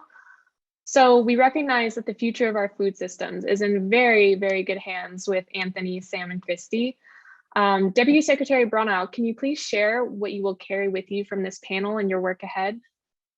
Yeah, thank you for the opportunity. And indeed, we are in good hands. I'm so inspired by just the feedback you've shared, how in touch you are, not only with the world we live in, but your communities, our communities, with our food system and, food insecurity and your traditions. It's really impressive. And so let me start in answering that question and thinking about our history. And Sam, he said this very well. We think about the history of our federal food and agriculture programs. Historically, our programs were not designed to support indigenous food, indigenous ecological knowledge, or indigenous people. And oftentimes they were actually created to interrupt food independence. And for example, he mentioned the commodities program. It's a successor in some ways of government rations that were used to force indigenous populations to comply with westward expansion and create a dependence on the federal government to eat and survive. So historically, indigenous foods like the buffalo were purposefully and systematically destroyed to force compliant behavior from indigenous populations. And in addition, you had Indian lands that were seized and redistributed to non-natives, removing the indigenous food sources that existed on those lands and then replacing them with Western monocropping agriculture and Western domesticated animals. So in many ways, it's your generation, you who have raised the awareness about the need to restore those indigenous foodways and return to indigenous foods and medicines. And I'm happy to see us making progress, because to help better support indigenous foods and indigenous people, USDA announced on Monday at the White House's Tribal Nation Summit, our Indigenous Food Sovereignty Initiative. And the purposes of that initiative are to restore indigenous foodways, to develop local indigenous food sources and that are independent of supply chain issues, to increase indigenous foods, provide greater empowerment to tribal nations to feed your own citizens, decreasing chronic health issues in Indian country through the restoration and to healthier, more accessible, and more historically suitable foods, and restoring cultural balances linked to indigenous foods. So incorporating the Indigenous Food Sovereignty Initiative will really require us to reimagine federal food and ag programs from an Indigenous perspective. And because the challenging history that we had created the current structures, the solutions may also be challenging and will likely require statutory and regulatory changes. But we're really trying to reimagine how we can further strengthen Indigenous food sovereignty. We have a number of cooperative agreements, 7 cooperative agreements that touch on the different aspects of Indigenous food sovereignty. And so we're excited about those. And we've announced in addition pilot projects with 8 tribes with the FDPIR commodities program, where they will be able to select and order their own foods, including traditional foods. But when I think about some other things that I'm going to take away from today, I just listen in the power of your voice as young people. Your generation of youth happens to be one of the largest generations of young people in our history. So there's power there in numbers. There's also power in your passion about what you do and your movement as young people. It's so important. And so in listening to what you have had to say today, it makes me think about the need specifically for us at USDA to be more intentional with how we engage you in our work here in all aspects of our food system, our climate, in equity, in all aspects of agriculture. It's really important that we have you on board. So we need to be more intentional about having these types of conversations, more listening sessions, identifying some really critical outreach opportunities, connecting with you through the minority serving institutions and getting you in places on committees and panels where you can give us that feedback and you can help us shape our policy. We have some programs that we can engage you in, and we want to continue to get you involved in our beginning farmer rancher development program, that has a long history of projects throughout Indian country, focusing on the needs of Native youth who are beginning your farming and ranching operations. We have our community food projects program, new beginnings for tribal students program. Some of you all mentioned being in school, and so we support higher education and research that's done there. And our farm to school program, which has a long history of supporting Native-led farm to school projects. We need your active involvement in these programs and in many of our issues. So I really look forward to thinking more about how we can talk more, we can engage more so that we can have policies and programs that are beneficial to you. And I have just really appreciated how important Indigenous food sovereignty and security is to Indian country and to you. And so thank you for allowing me to be a part of this panel. Thank you so much, Deputy Secretary Brownell, Anthony, Sam, and Christy, for all of your thoughtful and insightful answers in this panel. I think without a doubt, we can all agree that food security and food sovereignty plays such a vital role in empowering and uniting Native communities, as well as just ensuring the well-being and future of Native people as a whole. And so with that said, I will now invite our next speaker, Rory Wheeler, to take it from here.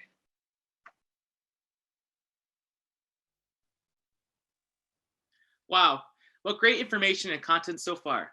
Thank you to our panelists, distinguished guests. I hope you all are listening intently and sharing this information to your community and peers who can't be here today. But Nyawe Skanogogwego. In Seneca language, I greet you with I'm thankful you all are well. My name is Rory Wheeler. I'm a citizen of the Seneca Nation, member of the Turtle Clan, and I'm proud to serve as a Youth Advisory Board member and Vice President of Youth Advisory Board member for the Center for Native American Youth at the Aspen Institute, and the Vice President of United National Indian Tribal Youth, also known as Unity. And I'm proud to introduce our next speaker, Notah Begay III. But before I begin, I just want to share a quick personal note. Growing up here on the Seneca Nation's Cattaraugus territory here in New York, I remember fondly learning from my family about our next speaker, watching him on TV, and being so inspired about having someone that looks like me, a fellow Indigenous person, representing us so well and being a role model for our future generations. Notah Begay III is Navajo and is of the Pueblos of San Felipe, Isleta, and is the only full-blooded Native American to ever play on the PGA Tour. He was born and raised in Albuquerque, New Mexico. In 1990, Notah began his collegiate career at Stanford University, where he finished with a degree in economics and became a 3-time All-American while leading Stanford golf to a national championship in 1994. In 1998, Notah shot the first 59 in the history of the Korn Ferry Tour and later earned a full-time PGA Tour status. Notah enjoyed a 12-year career that included 4 PGA Tour wins and a spot on the 2000 President's Cup, where he partnered with his longtime friend, Tiger Woods, to contribute 3 points toward an American team victory. In 2012, Notah became part of the NBCU Golf Channel broadcast team, where his role as a golf analyst allows him to provide insight into golf's biggest events around the world. Notah also started the NB3 Foundation, which focuses on ensuring that Native American children achieve their full potential. Notah and his wife, April, have 3 children and currently reside in Albuquerque, New Mexico. Over the span of an extremely gratifying career, Notah has been named one of the top 100 sports educators in the world by the Institute of International Sport, and in 2009, Golf World named Begay Innovator of the Year. Lastly, in 2014, Stanford University recognized Notah's career achievements by inducting him into the Stanford Athletic Hall of Fame alongside his friend and longtime teammate, Tiger Woods. Indian country, please give a warm welcome to Notah Begay III. Thanks so much, Rory. Those are some kind words, and I appreciate the wonderful introduction. And hello to all of you out there, wherever you're at, in schools, in your living rooms, or taking in this wonderful host of panels, all these very, very talented people that are involved in our spaces in our communities and just trying to address all the number of needs that I think are being highlighted through a lot of the insight and the input that's being put forth here by so many of these very intelligent and experienced panelists. It's such an honor to be included alongside many professionals and accomplished intellectuals in government, in sports, in entertainment. And it's just sort of exactly where I want to be. And I know many of you young people out there are thinking about or considering, what is it that I want to do with my life, and how can I go about making the biggest impact in my community? And I think that's one thing that sets us apart as Indigenous people, is that in many of our considerations on where we see ourselves in 5, 10, 15, 20 years, we never forget our community. In many cases, we're always looking at how can my work, how can my educational accomplishment, the things that I do in my career, how can they benefit my people? And I think that's one of, the most honorable things about us as Native people, is that we always remember where we're from, our origin stories, our cultural histories, our languages. And that's one thing that my mom, and I still thank her to this day, equipped me with, that understanding and the respect for our history as Navajo, as Pueblo people here in the Southwest, because that's the thing that allowed me to stay focused, stay centered, and maintain my compass as I was navigating a lot of areas in the world of golf, which is a predominantly white sport, where people didn't like getting beat by somebody that looked like me. I didn't feel welcome in a lot of the places. Many of the traditional and historic clubs around the world where we played many of our championships, I was the first time a full-blooded American Indian had ever walked through the doors. And so having to deal with the looks and the stereotypes and all of the misconceptions around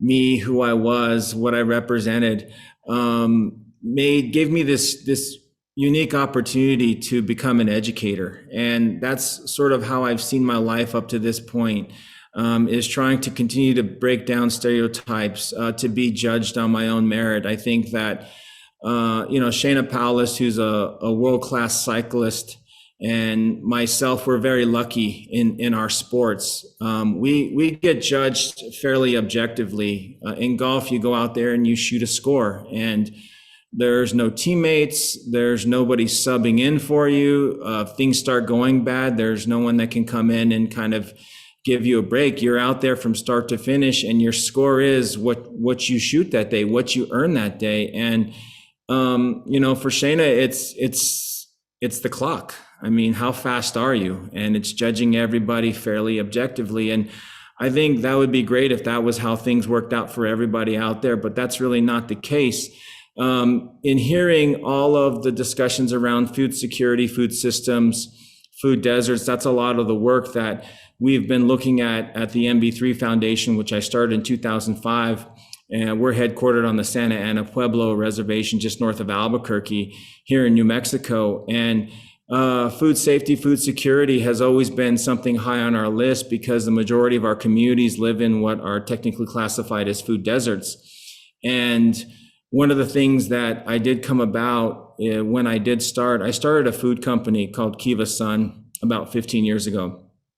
And one of the things that we came across in just kind of doing market research from a private side venture, from an entrepreneurial endeavor, was the fact that over 80% of available farmland in this country is on Indian reservations.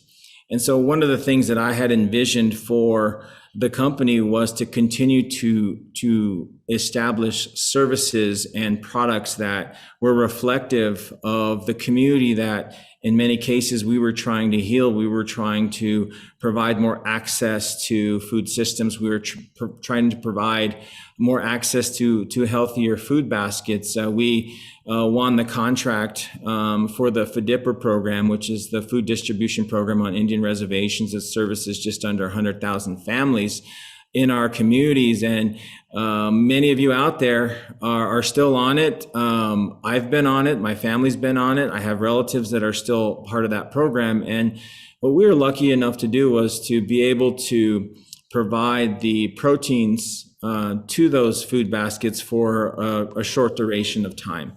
We went through the USDA, we jumped through all the hoops, and we won the contract. And we ended up replacing canned proteins, canned meats that were being put into the food basket with bison, with salmon. And we were doing our best to go out to our traditional tribal partners and source the product from Native American vendors and suppliers. Unfortunately, the wheels of business and how the USDA evaluates the contracts, we didn't win the contract. We missed out on our pricing and lost to a non-native company. So, what's the lesson in that? To a lot of you young people is that it's competitive out there. And I think the easiest benchmark in understanding whether or not all of the programs that are represented, all the nonprofits that are represented on this call by speakers and advocates for us in our communities, is you need to go back to your reservations and look around and ask yourself, are things getting better here? Is the quality of living getting better here? Is there opportunity available here? And I include myself in this, and the answer would be no to me. And that's simply because I still see all of the challenges from the health side, the education side, cultural considerations, infrastructure issues, inability to get small businesses funded and supported so that many of our entrepreneurs can go out and follow their dreams and create concepts and companies based upon their ideas. I would like to see more microfinance being funneled into our communities. I would like to see less dependence on governmental agencies instead of looking to our governments, whether it's state, tribal, or federal, as the sources of the solution. I think they should be part of the process. They should be part of the equation. And as soon as I think we are able to create that balanced sort of approach and attack to our business models within our communities, we're going to see a lot more privately owned entrepreneurial pursuits being supported and run by all of you out there, all of you young people that have these ideas, that understand technology, have been lucky enough to get great educations. And you don't have to go to a Stanford University to get a great education in this country. It's available through a variety of means. Many people on this call have achieved wonderful academic credentials, online, community college, tribal college. There's just a way to do it. It's not what's available so much as it is what you're willing to put into it. And so I encourage all of you young adults out there that have dreams of helping your community, to not lose sight that those ideas that you have are valid, and they just need to be supported somewhere. You know, I made it to the highest levels of golf with the odds stacked against me, and it was because of key people in my life that helped me along the way to get me to that point. We have many wonderful resources, whether it's the N7 community, the MB3 Foundation, the Dreamcatcher Foundation, that are willing to support a variety of different ventures and be able to add some clarity and some understanding of what has to happen for these things to be successful. So, you know, I look at these sorts of conferences as an opportunity to, one thing that I heard in the last couple hours is networking. Networking is critical at this particular juncture, because the same young adults that you see in these leadership positions on these advisory councils are going to be the same people you're working with in 10 and 20 years. They're going to be the same people that you see in government, that you see in private business, that you see in some of the diversions that I think tribal business are going to take over the next 10 to 20 years. And so keeping a strong network, understanding and having a mutual understanding and respect for what we're all in this for, which is to drive around our reservations and look around and say, like, yeah, things are getting better here. People are happier. There's less substance abuse. There's higher levels of education. There's more professionals living within our communities. There's a higher retention of language in these reservation boundaries. You know, we are advocating for our women through the Missing and Murdered Indigenous MMIW initiative, and that's critical. We have to continue to push forward those initiatives. These things are all important, and what I suggest to you as young leaders moving forward is that you find where your passion's at. And as you can see, it can go in a variety of different directions, but at the end of the day, you really have to put your time, your effort, your energy, your intellectual assets into something that you feel is going to reward you, both emotionally, spiritually, but also you feel it's going to help you accomplish your goals. And that when you look at the performance, you look at your time, or you look at your score on the golf card, you're getting better. And that's really what it's all about. I think that a lot of times we get encumbered with policy, we get encumbered with a lot of things that have to be in place. Don't get me wrong. There's that plays a critical role in how we function as communities. But you know, it really comes down to, how do I get this idea off the ground? And do I have the means to do it within my own community? And if not, how can I bring in outside investors, outside advisors to help me do this? And that was the original vision that Sam McCracken and I had when N7 started, was saying, look, how can we utilize Native American communities' strong interest in sporting activities for its kids to make a broad-based positive impact on our young people? And that was in the late 90s, before a lot of you on the call were born. But that was something that we were thinking about. And I'm so very proud of what we've been able to do. And I think that we have our best days ahead of us. And we just have to look around and figure out who's in the room and who can help us get to where we need to be, so that those basic observations that we make in our communities are positive. Because right now we still have a mountain to climb, and I include myself in that. I'm going to work harder, work better, work smarter, so that we can say that we did make a difference in the lives of not just this next younger generation, but the generation after you. So I'm going to hand it back to Rory. Rory, thank you again for those kind words, and to all the panelists, and for all your work, consideration, and everything that you're putting into who we are as Indigenous and Native peoples. It's remarkable, and if I can ever help any of you along the way, please feel free to reach out to me, because I'm invested in our communities everywhere, and I love our kids, and I want to just see them achieve at the highest level. Thank you.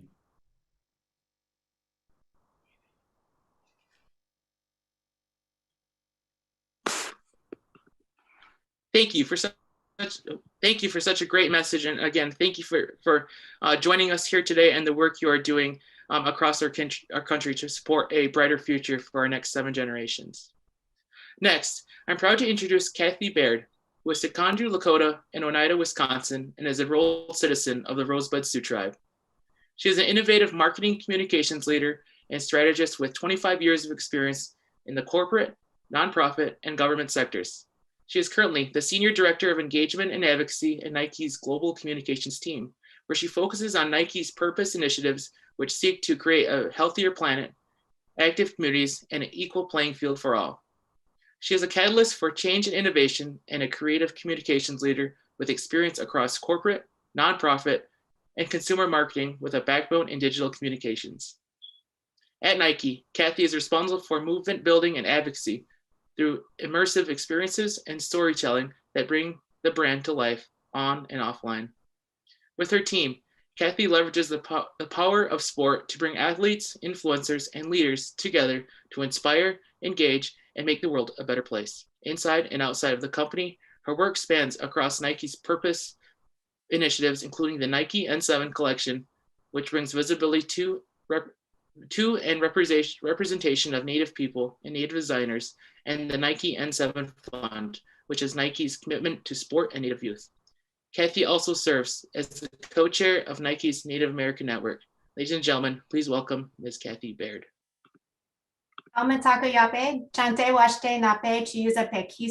Hello relatives, I greet you with a good heart. It is a great day to be Indigenous, and also shikole to my Oneida relatives, including my Oneida daughter Peaches. I'm humbled to be here to moderate such a critical conversation on mental health in Indian country. As Rory just said, I'm Sikanju Lakota, an enrolled member of the Rosebud Lakota tribe in South Dakota, and also descended from the Oneida Nation of Wisconsin. And in addition to my roles with Nike, I also serve on the Advisory Council of Illuminative. I'd like to start today by introducing 2 distinguished leaders who are joining us today. We have the Secretary of the Department of Health and Human Services, Javier Becerra, and the Secretary of Education, Dr. Mirel Cardona, who are joining us for this important dialogue today. And so I'd like to give it over to you to start, to introduce yourself and just provide some opening remarks. And I see you, Secretary Cardona, so if we'd like to begin with you, that would be great. Thank you very much, Kathy, for the kind introduction. So happy to be here with you and all others. And I just want to mention that I received this beautiful necklace from the Tohono O'odham Nation in my visit to a tribal college, and I wear it with pride and with gratitude. I want to begin by acknowledging the challenges you've all faced during the pandemic. Tribal communities have been disproportionately affected by COVID-19. And now you must contend with an outsized share of challenges as we recover together. Yet you're here because you know we can and we must improve educational opportunities and outcomes for our Native students. You know how important it is to forge new partnerships while honoring the beautiful culture and traditions and tapping the immense knowledge and expertise of your tribes and your communities. The administration shares your commitment to advancing equity, excellence, and justice in education. A key part of that effort will make good on our responsibility to further tribal sovereignty and self-determination. Native students should have an opportunity to learn their native languages and their histories. They should receive an engaging, excellent education that prepares them for college, for competitive careers in a global economy, and to contribute to the communities. But I want to broaden our vision. I want to broaden our vision of education to include social, emotional learning, and mental health. We can't expect students to engage in meaningful learning if they're distracted, if they're anxious, or if they're depressed. Mental health is foundational to academic success. And this is more important now than ever before, as we are still in the midst of a pandemic. To move forward, we must give students safe space to learn, to grow, and to feel connected to their cultures, to their schools, and to their communities. As I shared with students at Saginaw Chippewa Tribal College, reopening schools isn't just about having proper personal protective equipment. It goes further than that.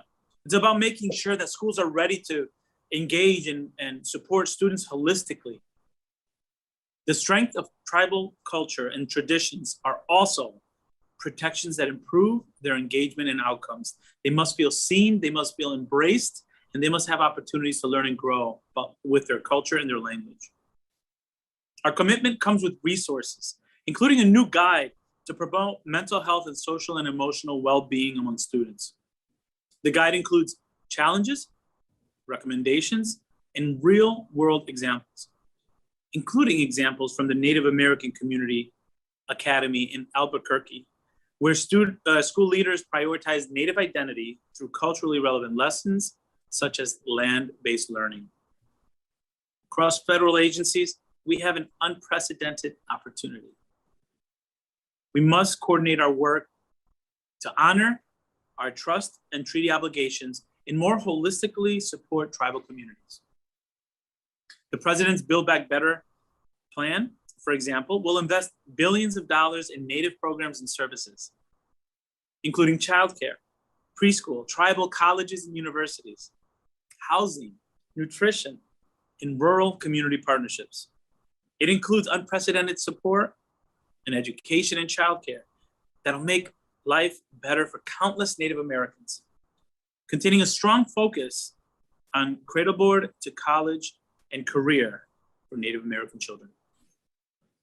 We've also worked alongside the White House Council on Native American Affairs, Education Committee throughout the pandemic, and have jointly made supporting the mental health needs of all students a critical priority.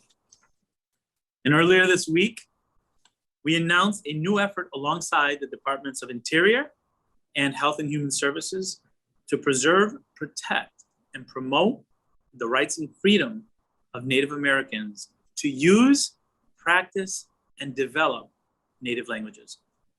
These type of coordinated efforts are really important. We must also increase the number of qualified and culturally responsive mental health service providers that provide school-based mental health services to students. We continue to share stories of the tribes, states, schools, and communities prioritizing these efforts so that the country can learn from their good work and their great actions.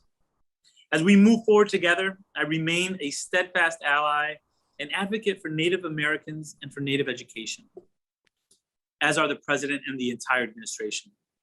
I'll continue to strengthen the Department of Education's partnership with tribal nations as we work to reimagine and rebuild our education systems. We will reemerge stronger than ever before. Thank you, and I look forward to the conversation. Thank you so much, Secretary Cardona. Appreciate that. Thank you. Secretary Becerra, thank you for joining us today. I want to turn it over to you for some opening remarks and introduction, please. Thank you very much, Kathy. Good afternoon to everyone. And thank you to the White House for hosting this event and to everyone participating in this important discussion on mental health. Before I go any further, I simply wanted to say something.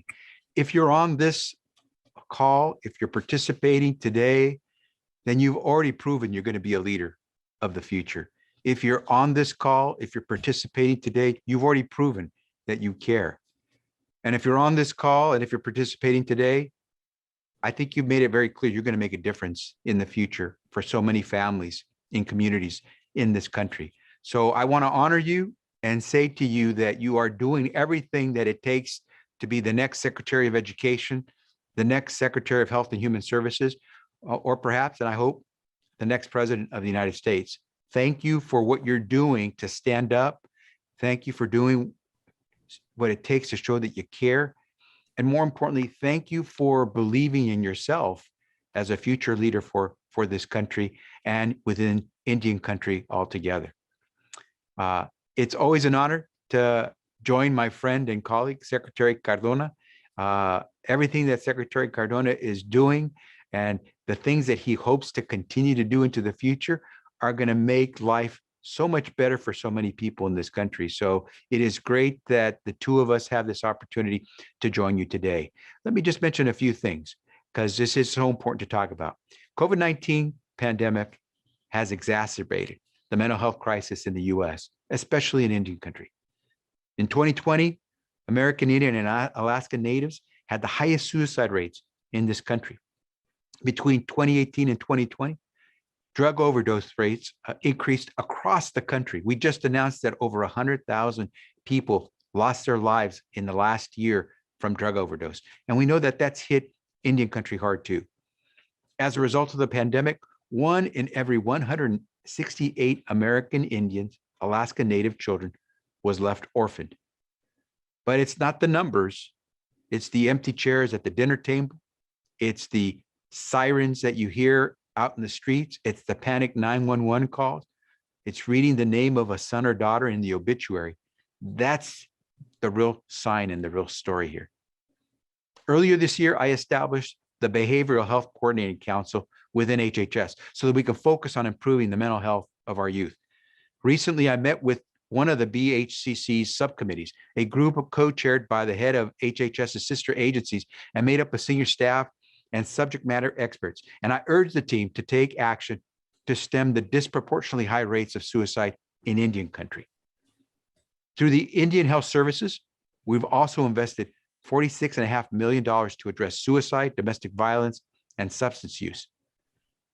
This is in addition to the $31 million that IHS has invested already this year in programs such as the 12 Youth Regional Treatment Centers and the Generation Indigenous Initiative Support Projects. HHS has also continued to distribute funds through the Garrett Lee Smith Youth Suicide Prevention Grant Program. In fiscal year 2021, we funded 6 new GLS's state and tribal grants with budget authority totaling more than $4 million. I know I'm giving lots of numbers, but I want to give you a sense of the things that we're doing. We, through the funds that we've got through the American Rescue Plan, support additional GLS state and tribal grants for 2022. These grants will continue to help reduce the chance of suicide among tribal youth. So we aren't waiting to act. At HHS, we will keep prioritizing behavioral health. We will keep partnering with tribes to identify solutions and to save lives. And you have my word, we will not forget about this generation of tribal youth. As I said, you've already proven you are tomorrow's leaders. So thanks very much for having me. Thank you so much to both of you for your commitments to our community and for being here for this important dialogue. And we're going to move into that conversation right now. I'd like to invite Jasmine, Cordelia, and Isabel to join and turn your video on. It's so wonderful to have you all here today. These are our future leaders. These are our remarkable young people who are here with us today. So I would like to invite each of you to introduce yourself in a good way. And I want to start with Jasmine, please. Dos Nita Ena Nanana Jasmine Wildcat Hanana Enana. Hello everyone, my name is Jasmine Wildcat. I'm 18. I'm an enrolled member of the Northern Arapaho tribe. I'm a freshman but a standing sophomore at the University of Wyoming, and I'm dual majoring in psychology and Native American and Indigenous studies. I'm the founder of the Ini project, and I'm happy to be here. Welcome, Jasmine. Cordelia, how are you doing? Hello, Shoraja, via Bajela Bashko speak, via Salaguk, via Skamnik, Ogaduk, Hanewopa, Awopolish, Itchik, Aho. Hi, everybody. My name is Cordelia Fallsdown, and I am a proud member of the Apsalagat Nation and United Kituwa Band. I am a graduate student at the University of Oklahoma, and I'm the Native American Studies program studying tribal governance and policy. Jasmine, it's really nice to meet you finally and everyone here, and I'm really happy to be here. Welcome, Cordelia. Isabel, you could go next, please. Ishe Stango. My name is Isabel Coronado. I'm a proud citizen of the Muskogee Nation located in present-day Oklahoma. I'm also the vice chair of the Center for Native American Youth Advisory Board. And lastly, I like to call myself a passion leader, where I focus a majority of my advocacy on the mass incarceration of Indigenous people and also bringing awareness and solutions to Native youth impacted by parental incarceration. And I just want to say thank you again to Secretary Becerra and Cardona for listening to us today. Thank you, Isabel. I'm already inspired. So let's start with Jasmine. I have a question for you. Jasmine, you've led a lot of initiatives to destigmatize mental health, which I think is super important in the community, in and out of the community, but you've used activism as a way to navigate depression and anxiety. Can you share a little about that? Yeah, for sure. So as I mentioned in my introduction, I founded a project and I named it the Niini Project. And the word Niini means things are good in the Northern Arapaho language. So through that, I've used activism and volunteering to sort of act as a coping mechanism for, just your mental health, as opposed to like Western medicine and like, medication and things like that. So it's more of a natural way to cope. So through that, I've given presentations about becoming an activist as a positive coping mechanism. And I've organized activities for local Native youth, and especially during the holidays, as that can be, a tough time for, some of our Native youth. I have done things such as, like providing, like paying out ice skating. So everyone, if any of the Native youth wanted to come by my hometown, because it's right on the reservation, free ice skating. We've gone to the animal shelters before to, volunteer our time, spend time with the animals, because animals, they really do make you feel good. And just encouraging other people to speak out about what they believe in, to put their passions into what they believe. So yeah. It's really beautiful. Thank you.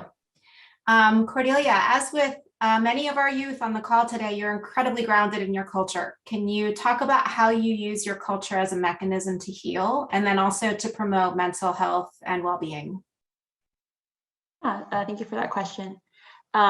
I think growing up, I kind of learned that there is a balance of practicing cultural activities and, being a student or having a job or whatever you choose to do. But it wasn't actually until the pandemic that I really began to understand why it was important to not only for cultural continuation, for my mental health and well-being. With the pandemic, it went from, the life that we knew to me being at home by myself and being 1,000 miles away from where I live, from my home community. What do you do with that when you don't get to see your family and you're in a trying time where you're constantly, thinking the worst, or, just in a state where you just don't feel good. And, I was forced to think of things that could make me happy.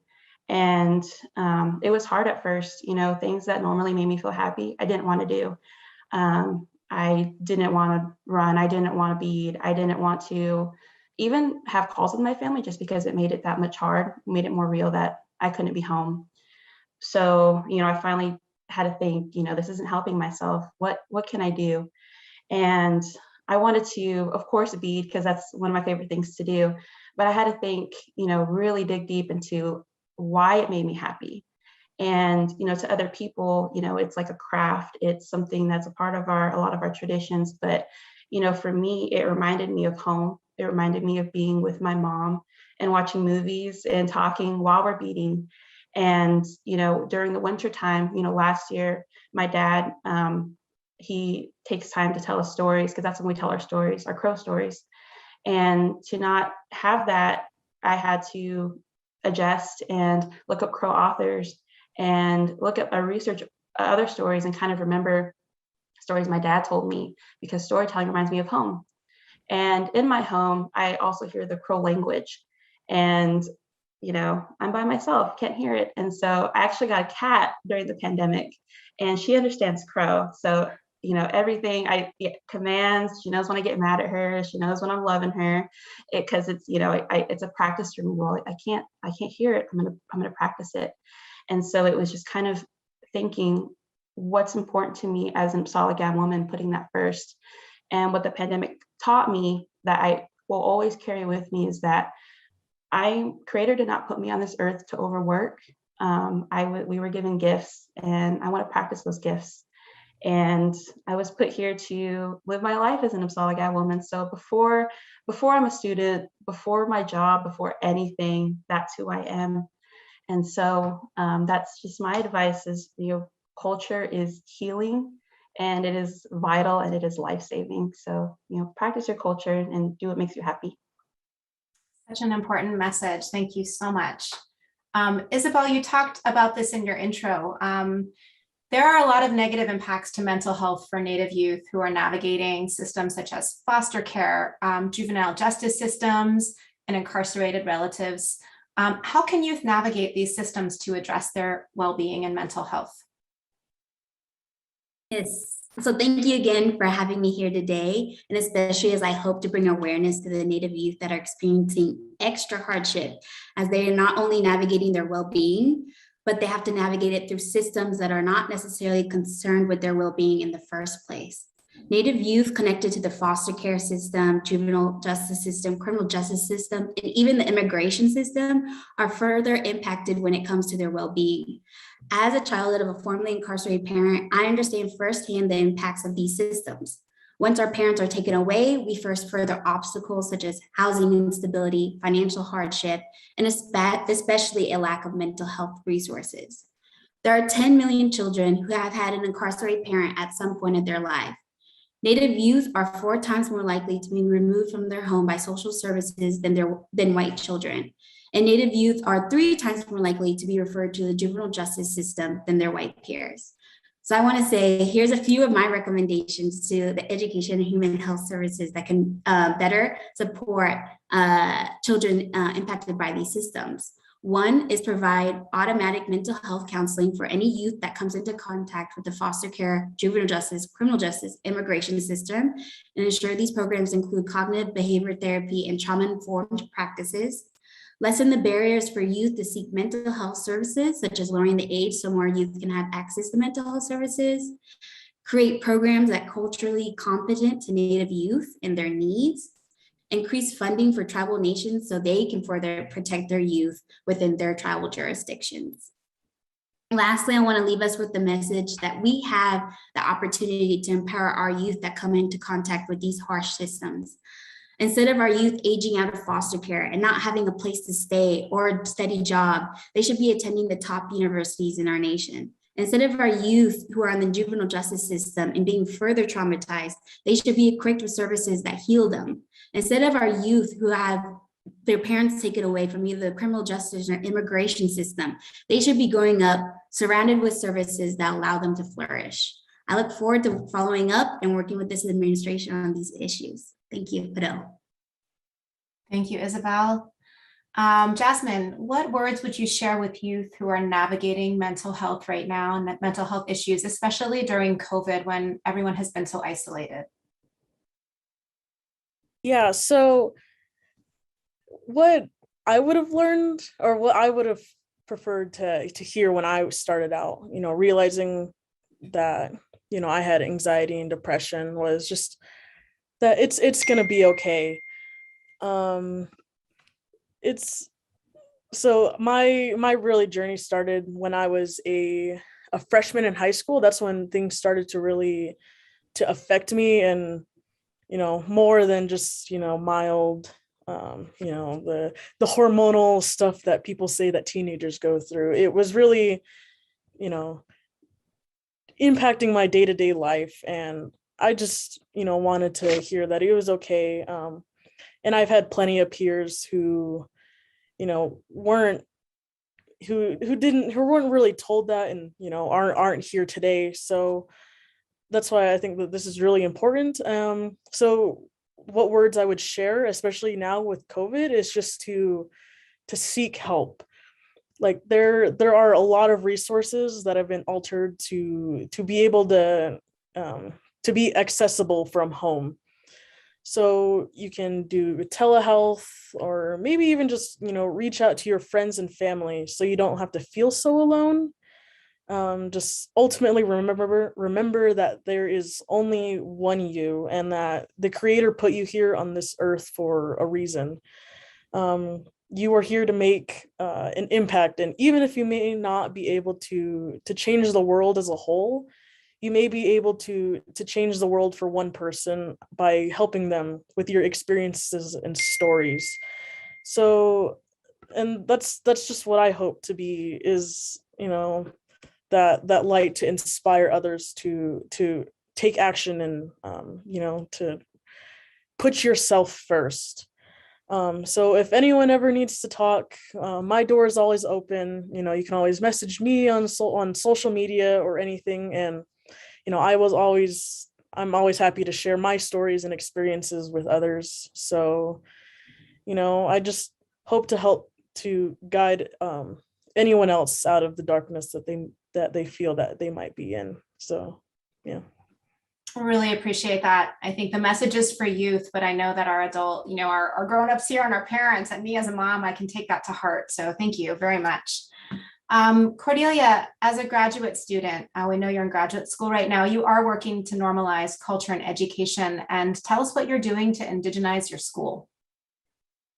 Yeah, so I guess a little bit of background, because I've attended the same school since I was an undergrad. In my undergrad, I was a part of Native organizations, American Indian Student Association, and a part of my Native Women's sorority, and just other Native communities. And we worked, we had powwows, we held events, and a lot of cultural awareness events. And I was also Miss Indian OU for my university a few years ago. And I had the platform for mental, spiritual, and physical well-being. And that to me was, of course, indigenizing the university, like letting our presence be known. But during that time, it was exhausting, because you're here as a youth saying, listen to me, this is what's bothering us, this is what we need to change. And it just kind of, speaking to everybody here, of course, it's a process, and it's a frustrating process.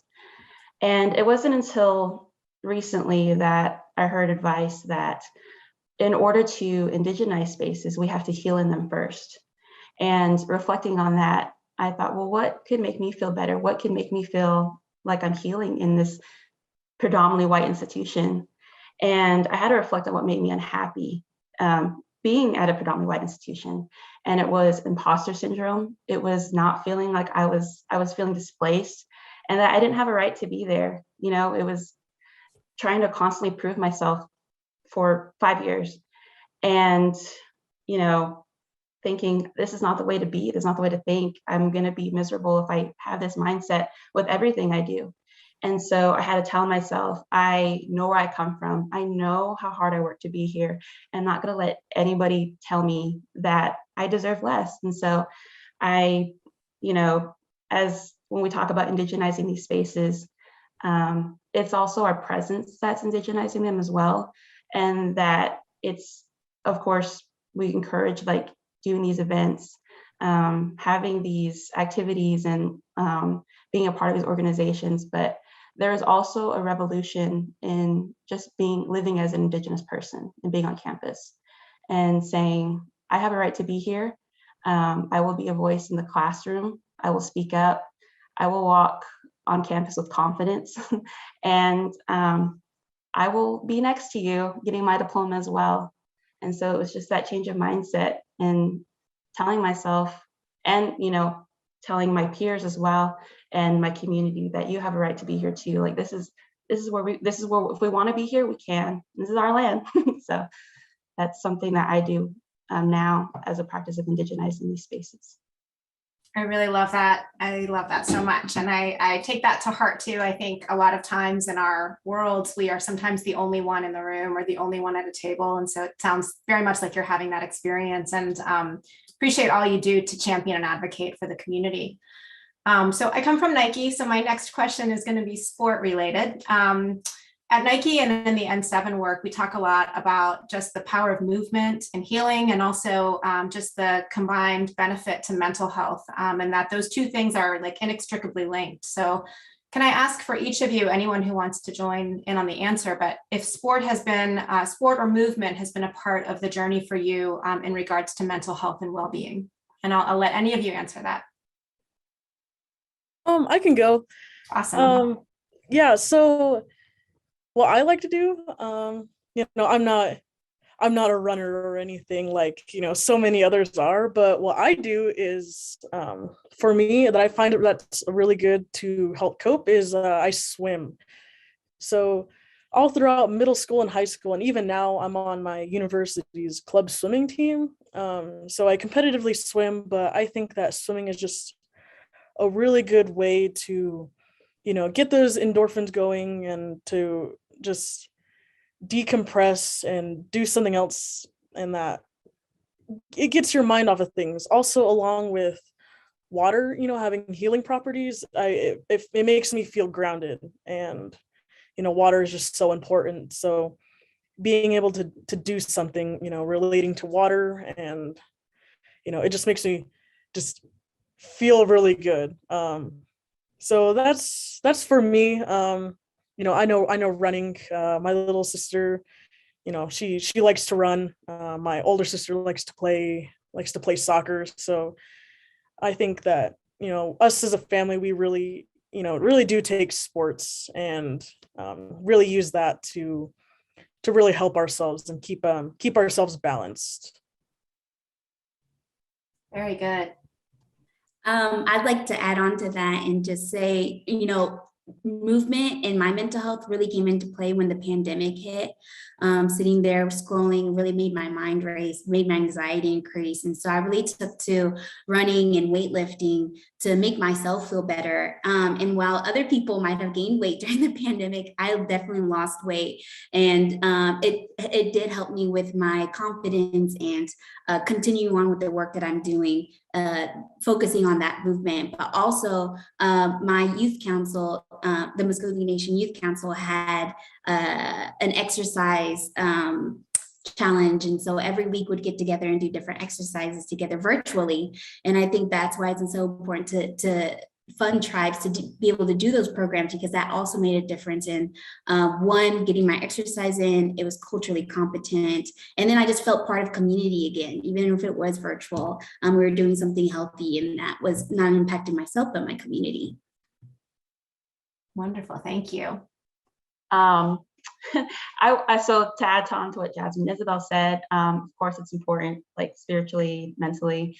I consider myself an athlete just because I've, grew up doing basketball, cross country, track, tennis, and it's something that I like that's what I like to do. My mindset before the pandemic was to be in shape for like powwows and to be able to dance.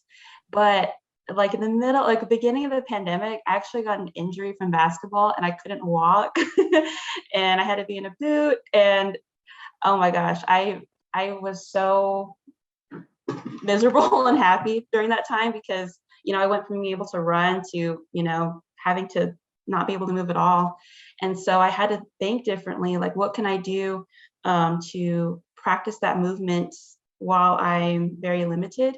And it was taking, walks outside, but also being outside and having, we talk about our connection, but it's so true, when it was just that moment to yourself. And that's something that I was able to gain back was, when I'm running outside, even though I was able to just stand outside, it still felt, it felt powerful to, be out there. And, even though the pandemic was taking a lot away from us, that I still had that. And recently in May, I was finally able to start running again. And it's just something that I've learned that you don't really take that movement for granted. And so now I have this completely different mindset when I exercise. Is I I laugh that I say that I don't get tired, but I really don't, because I'm happy I'm able to move. I'm happy able to walk. And that's kind of my advice for people that, maybe feel like it's not for them, or, if they don't know where to start. Like, if you have the ability, like, please do it. It's a gift, and, just get out there and move. Thank you so much. I think this just demonstrated the strength of Indigenous resilience and also the strength of Indigenous joy.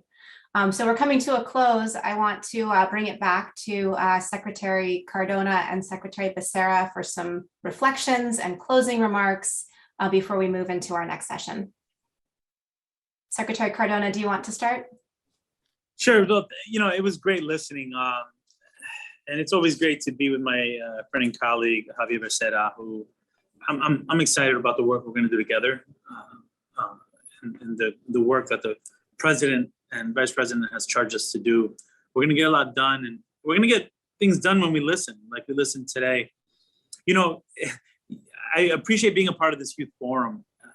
Youth, they have a voice. Sometimes systems are not designed to listen. So we just want to be explicit in our communication that for us, part of it is listening, and then taking what you're telling us and then doing something with it. And I learned a lot today. I learned from Jasmine that activism is a coping mechanism.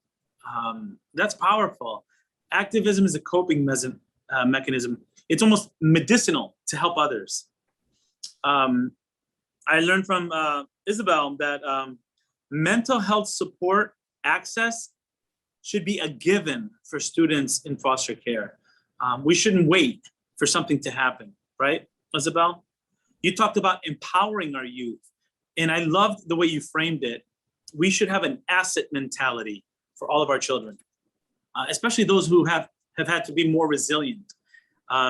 Look at them as assets and what they bring to the table. From Cordelia, I learned that cats understand crow. I never knew that.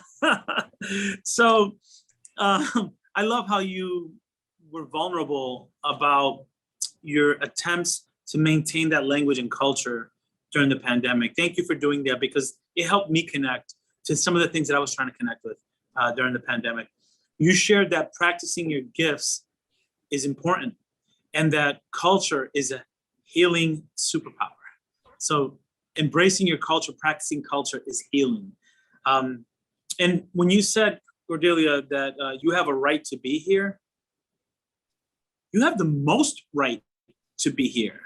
I hear you say that, and I think it's really important that you recognize, not only Cordelia, but all of you, people around you are better because you're around them. And, you bring a lot to the table. It's our job to make sure that systemically across the country, we elevate the embracing of cultures, of native cultures and native languages. And it's my honor as secretary to be a part of that process. But I know that in order for me to be successful, we have to continue to listen and act with you on strategies to move forward. I'm eager for that challenge, and I look forward to working with my colleague, Javier, and others to get this work done. And Kathy, thank you for the opportunity, for the moderation. You did a great job. And I'm just honored to be here. Thank you again. Right back at you. Thank you. Secretary Becerra. Kathy, thank you very much. And I'm going to take the privilege of being a secretary in the president's cabinet and say I associate myself completely with the remarks of my brother, Miguel Cardona, because I think he said it so well in terms of what Jasmine, Cordelia, and Isabel have discussed. I said it when I started. We're looking at the future leaders of this country, and I think I was proven correct after the three of you spoke. And the great thing is that and I know that there are a whole bunch of other peers that are ready to take on that mantle of leadership with you. And so I'm looking forward to it. You mentioned, and Kathy, you asked the question somewhat about sports, and in some of the responses, you reminded me of something. I always learned that in sports, you need defense to win games. But I've learned now as a member of Congress in the House of Representatives for 24 years, and as the Attorney General of California, now as a Secretary of Health and Human Services, that you need offense to change the game. And I think the three of you are reflecting that there's a need to not just play defense anymore, but to really play offense. And I learned that, and I always tell people that in a different way. It's a simple way of saying it. I always tell folks, anytime you have a chance to make a difference, anytime you're given a chance to lead, never do mild. Never do mild, because there are very few people who will get to be the Secretary of Education. There are very few people who will have a chance to lead their communities in ways that are game changing. And if they're giving you that chance, they're sending you a message. This is not the time to do mild. Go, push, lean forward. And quite honestly, I think you said it even better than I could think of in the way you framed this discussion. Remember the past, indigenize the future. I mean, how better to say it than that? Indigenize the future. I think it wraps it up in 3 words. It's saying play offense. It's saying never do mild. It's saying indigenize the future. And so I suspect that the 3 of you, along with many of your colleagues, are going to indigenize the future. And I am looking forward to that. Thank you. So powerful. We appreciate you so much. Secretary Becerra, Secretary Cardona, thank you so much for joining, for listening, for reflecting, for championing our community. Jasmine, Cordelia, and Isabel, we're so inspired by you. I really appreciate you talking so openly about mental health. It's important we talk about it, talking about our culture, our solutions, and honestly, most importantly, our hope. We have a resilience and a hope and a joy in us that's worth discussing. So really appreciate that. And I think we're a little early, but we're going to move on to the next panel. And I'd like to invite former Secretary Sally Jewell to join us in leading and opening our next discussion. Thank you so much, Kathy. We're actually a couple minutes ahead of schedule, and so we're going to give folks a little break since we know we've been going at it for a long time. So if folks want to take a break, we'll reconvene at 3:45 Eastern. So that is in 7 minutes if you're doing your own time zone math. But thank you so much to our amazing panelists, and we look forward to having you back here in 7 minutes.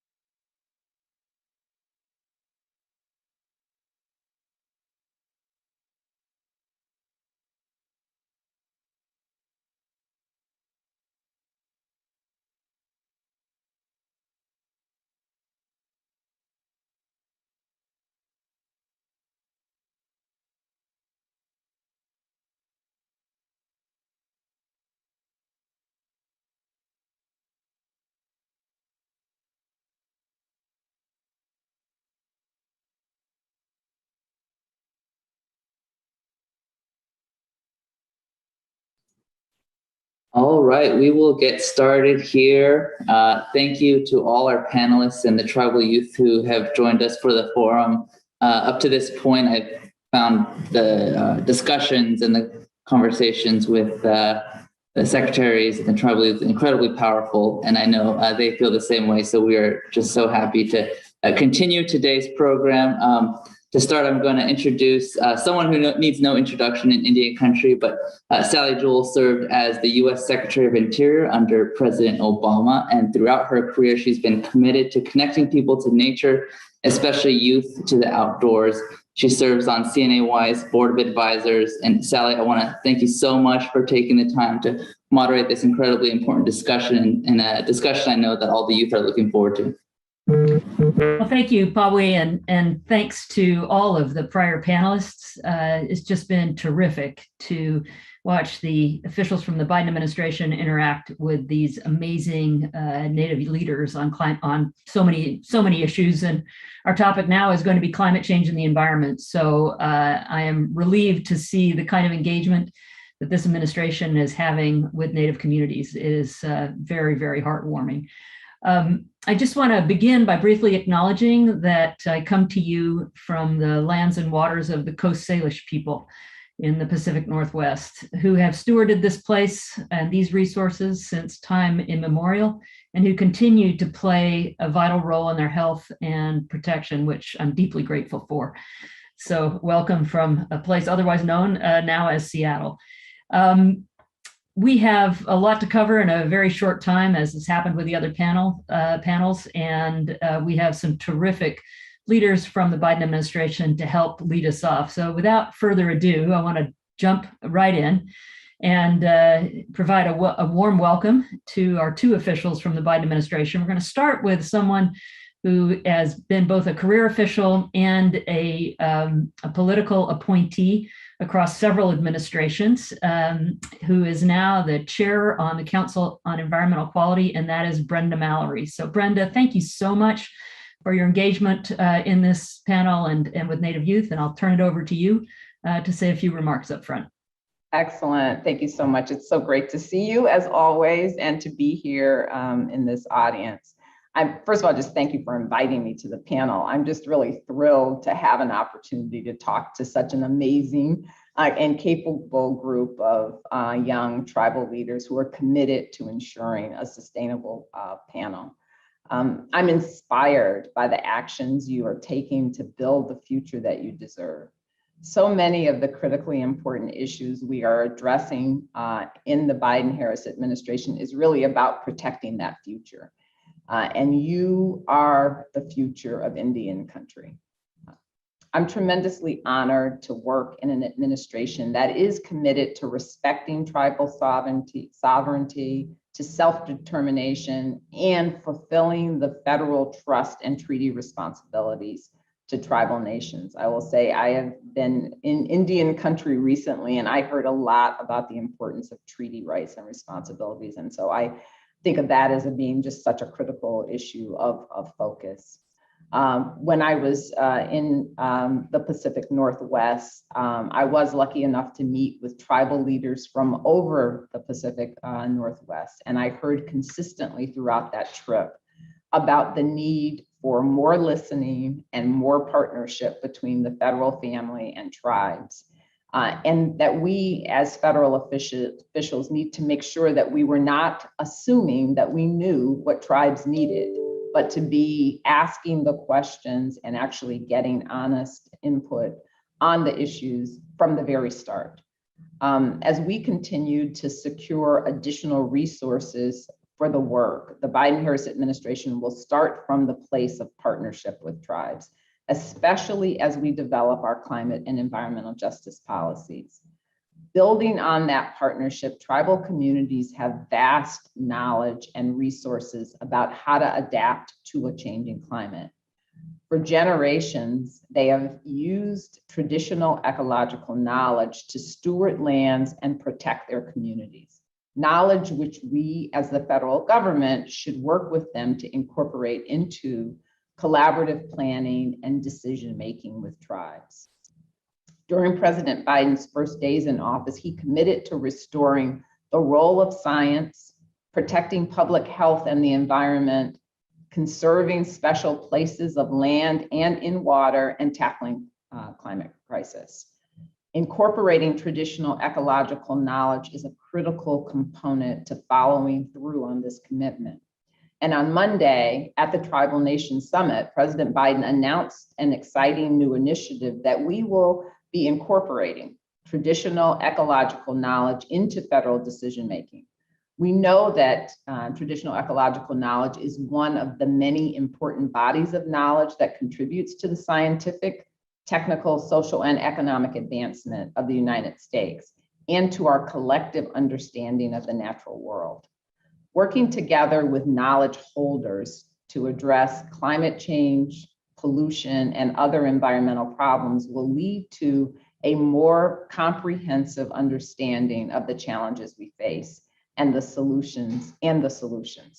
Because climate change disproportionately affects Native communities, it is now more important than ever to ensure that the federal government collaborates with tribal nations and Native communities to better understand the impacts of climate change on ecosystems, landscapes, and subsistence resources, and to identify durable and sustainable measures to respond to those impacts.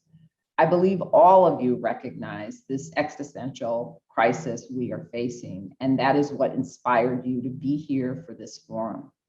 You know that we need to work urgently to protect our livelihoods and our future.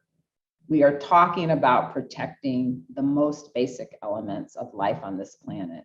So this is my ask of you. Listen, learn, advocate, engage, bring your innovative and creative ideas forward to help us accomplish these goals together. We want to learn from you. We want to partner with you. We are inspired by you. So thank you all for what you're doing, and I look forward to this panel. Well, thank you very much, Brenda, for those thoughtful remarks. And it's really encouraging to hear how deep the Biden administration is going in listening and engaging in traditional knowledge. I think that's going to be an incredibly powerful exercise. And nothing like telling scientists, what if you had access to thousands of years of observations? And that's exactly what they get with traditional knowledge. So thank you very much for those thoughtful words.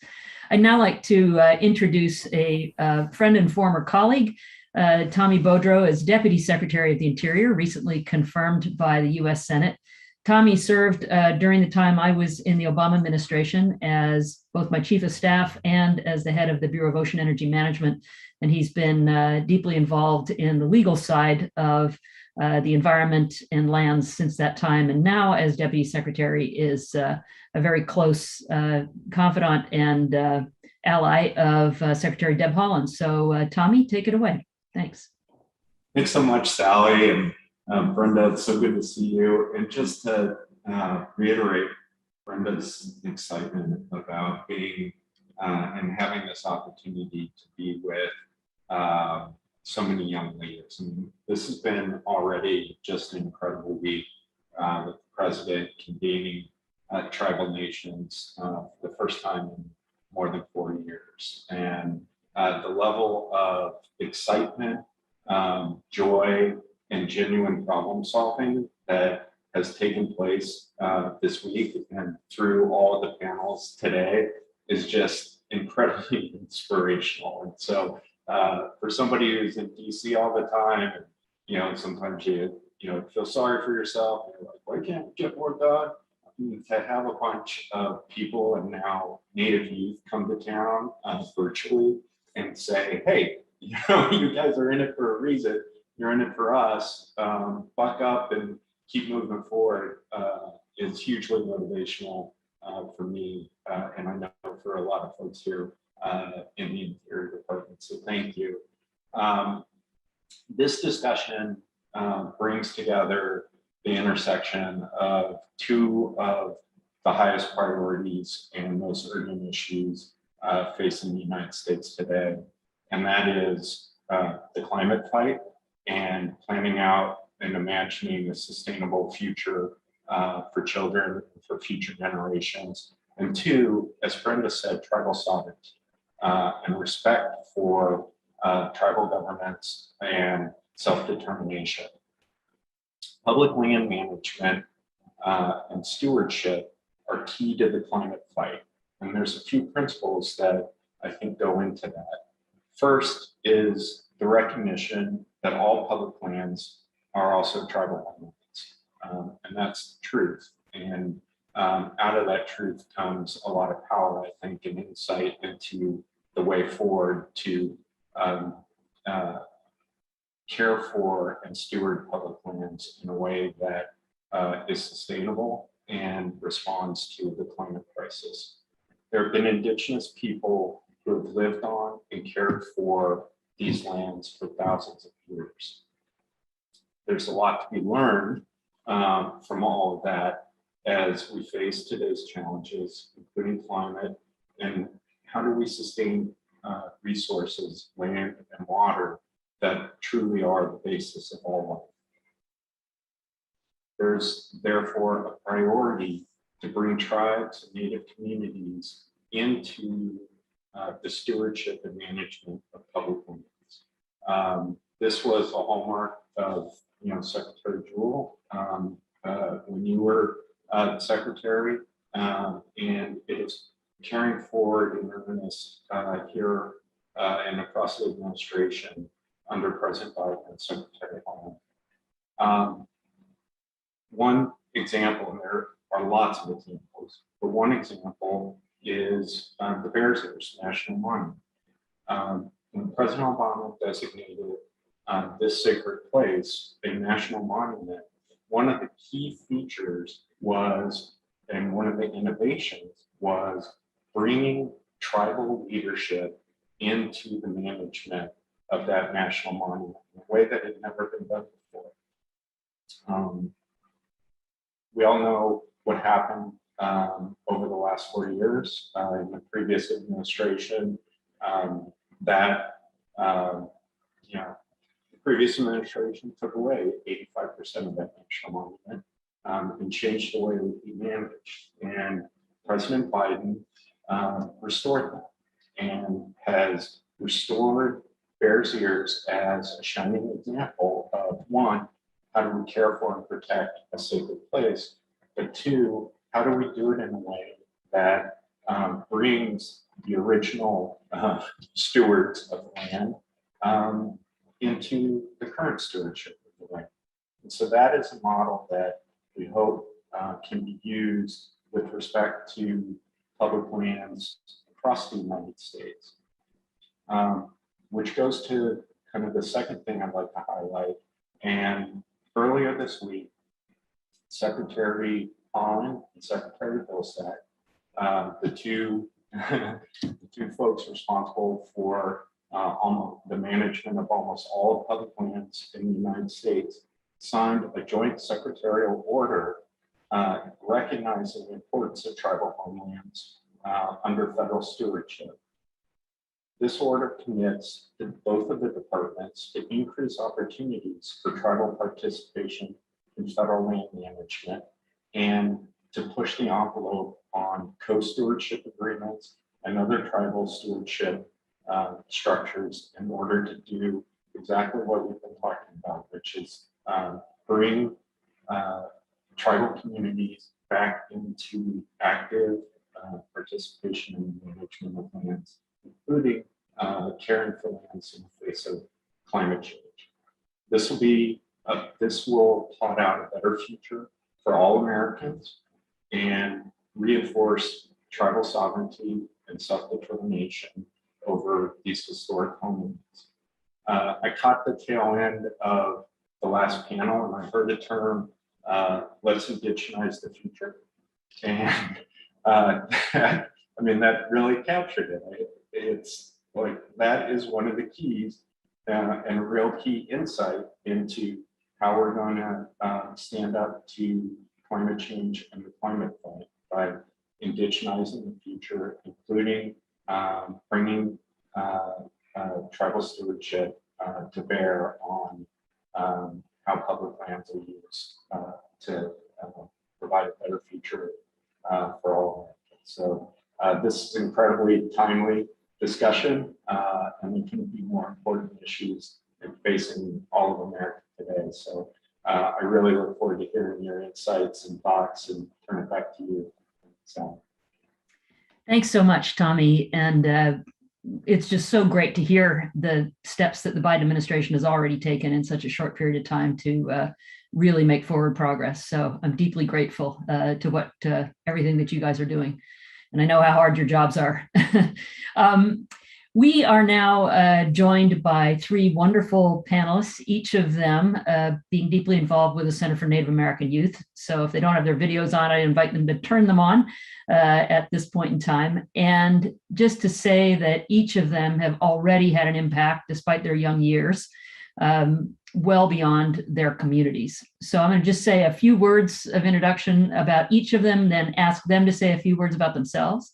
And then we'll get into some questions I have for each of them, and then some questions together as long as we have time. So let me start by introducing Owen Oliver. Owen is from the Quinault tribe and the Isleta Pueblo.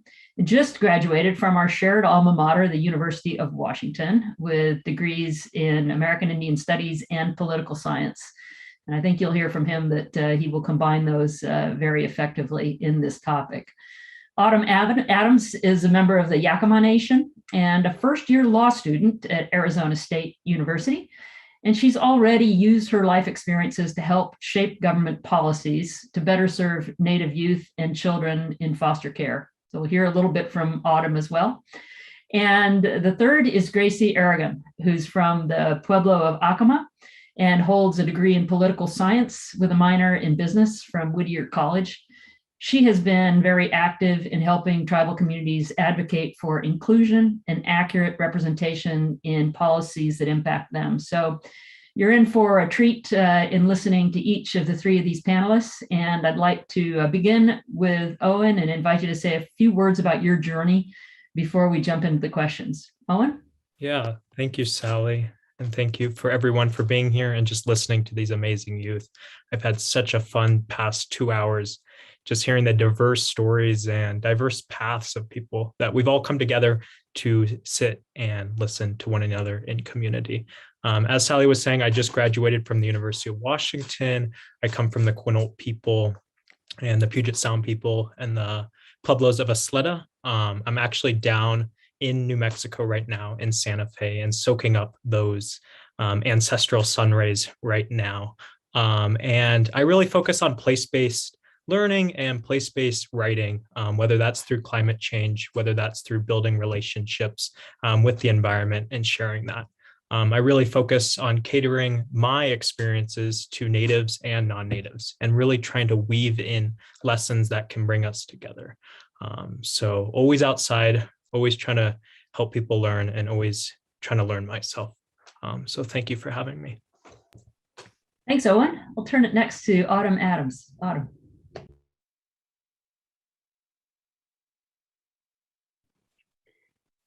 So prior to starting law school, I actually worked as an archaeology tech for my tribe, preserving our cultural and sacred sites. And that was rather expansive to include everything from things relating to our origin stories to our traditional gathering sites, which weighs really heavily on the foundations of who I am and the work that I've done to inform policy and to improve cultural connection. So now I'm a 1L law student aiming to work more so on the same issues, especially with the connection of foster care and cultural continuity through policy. Terrific. Thank you, Autumn. And next, Gracie, a few words from you. Goati haupa tu shinome kawaituata yak guchini shonoshita et yami hanuwashti. Hello, good afternoon, everyone. My name is Gracie Aragon, and I am from the Pueblo of Acoma, one of the 19 pueblos located here in New Mexico. I'm very grateful to have been given the opportunity to be in this space with other Indigenous youth, speaking on a range of issues that are of utmost importance to us. So thank you for having me. Currently, I serve as one of the 6 Remembering Our Sisters Fellows with the Center for Native American Youth. in which each fellow developed their own awareness project addressing the MMIW GT2S plus crisis, and with the hope to influence extended pieces of legislation that address our missing and murdered relatives. And along with this fellowship, I also serve as a Cultivating Roots and Resistance intern with the Pueblo Action Alliance, where I've had the opportunity to gain an introduction and experience in community organizing. And I think that all of us as interns have been given the ability to step into the roles of advocating for our justice, liberation, and cultural sustainability as Pueblo people through these youth-led initiatives that have been created. So thank you. Great, thank you so much, Gracie. And now I'm going to start with Owen. Owen, you brought us this little booklet that I've been enjoying. It's called the Indigenous Walking Tour. This was Owen's senior project. And if you come to Seattle, you can actually download it and have a look and walk around the campus and understand what it was like before contact and settlement and 9 feet of drainage of Lake Washington. You have really opened people's eyes to a piece like this on the importance of communicating and helping people understand how these lands have been altered. So can you give us some reflections on your work on the power of indigenizing space and ancestral knowledge systems, and how belonging and mental health intersects with place? Definitely. Thank you, Sally, for the shout out of the Indigenous Walking Tour. For those that don't know, the Indigenous Walking Tour is a 7-stop booklet that tours you around the University of Washington through historical, spiritual, contemporary contexts that uses art and activism and coalition building. And that's what I think I really focus on when we talk about indigenizing space and ancestral knowledge systems. First, we need to break down, what does that mean? What does it mean to indigenize? And, hearing from that last panel, indigenizing the future, that could be really scary for some people to hear. But it's about, indigenizing is through bringing those connections and that relationality with one another together. It's about learning from our ancestors, thinking about the future, and not just being people of the past, but having these ideas that we're going to grow together and really build a future that we want to see, not just for us, but for our kids. And that's what I really focus on. And through my writing and through working in Seattle and beyond, I try to bring people together and bring that kind of community aspect of all work together. So when we talk about climate change and we talk about the environment, the way that I explain to people on how to change hearts is build that relationship with the environment. I grew up on the canoe as a kid. I have over thousands of miles paddled in a traditional canoe, and that builds a relationship with the water. You know the water, you know the tides, and you know all the people in your canoe and the surrounding tribes.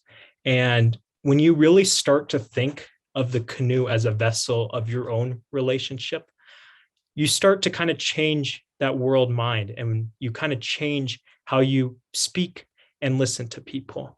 And when we're talking about the environment, we want to build that relationship. We want people to feel hurt when the environment's hurt. We want people to thrive when the environment's thriving, when we see that resiliency go into action. And when we talk about mental health, we rely on the environment because it helps concentrate our thoughts. And that's how I really, understand the environment and my mental health, that when I need a break, I can think about myself on the canoe. Granted, there's not a lot of water down in Santa Fe right now, but I can still think about those times that I grew up on the canoe, growing up, doing 30 miles in a day, and being around trees that are older than many generations.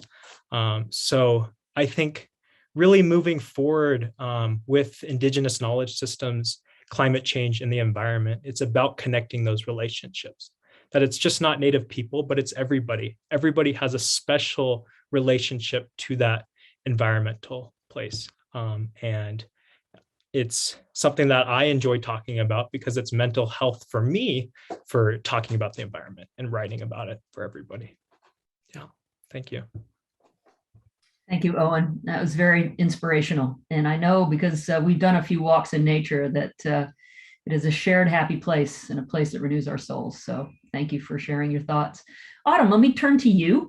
I've had the privilege of hearing some of your stories about time in nature. We spent a little time in nature ourselves, and really been moved by some of the influence of your elders, particularly your grandmother, on you by taking you onto lands and teaching you the life ways of the Yakima people. Can you give us some of your own reflections on what it means to protect land and natural resources for future generations? Of course. I really find myself reflecting on my young years. I say young knowing that I'm still in my 20s, but relatively young to me, and walking through areas with my grandma, doing the tedious work of cleaning our traditional foods, and complaining constantly about not being able to go play or not going outside with the other neighbor kids, and having to instead sit inside and clean our roots or go up to the mountains for weeks and gather roots, gather berries, gather our food, and the beauty within that. And now reflecting on myself being in those same shoes, my grandmother has unfortunately since passed on, but it's now my job to pass on those same messages to my sister and my brother. I do not hunt, but my cousins have taken it upon themselves to show my brother that part of it, to how to prepare the meat and take care of the meat and how to fish.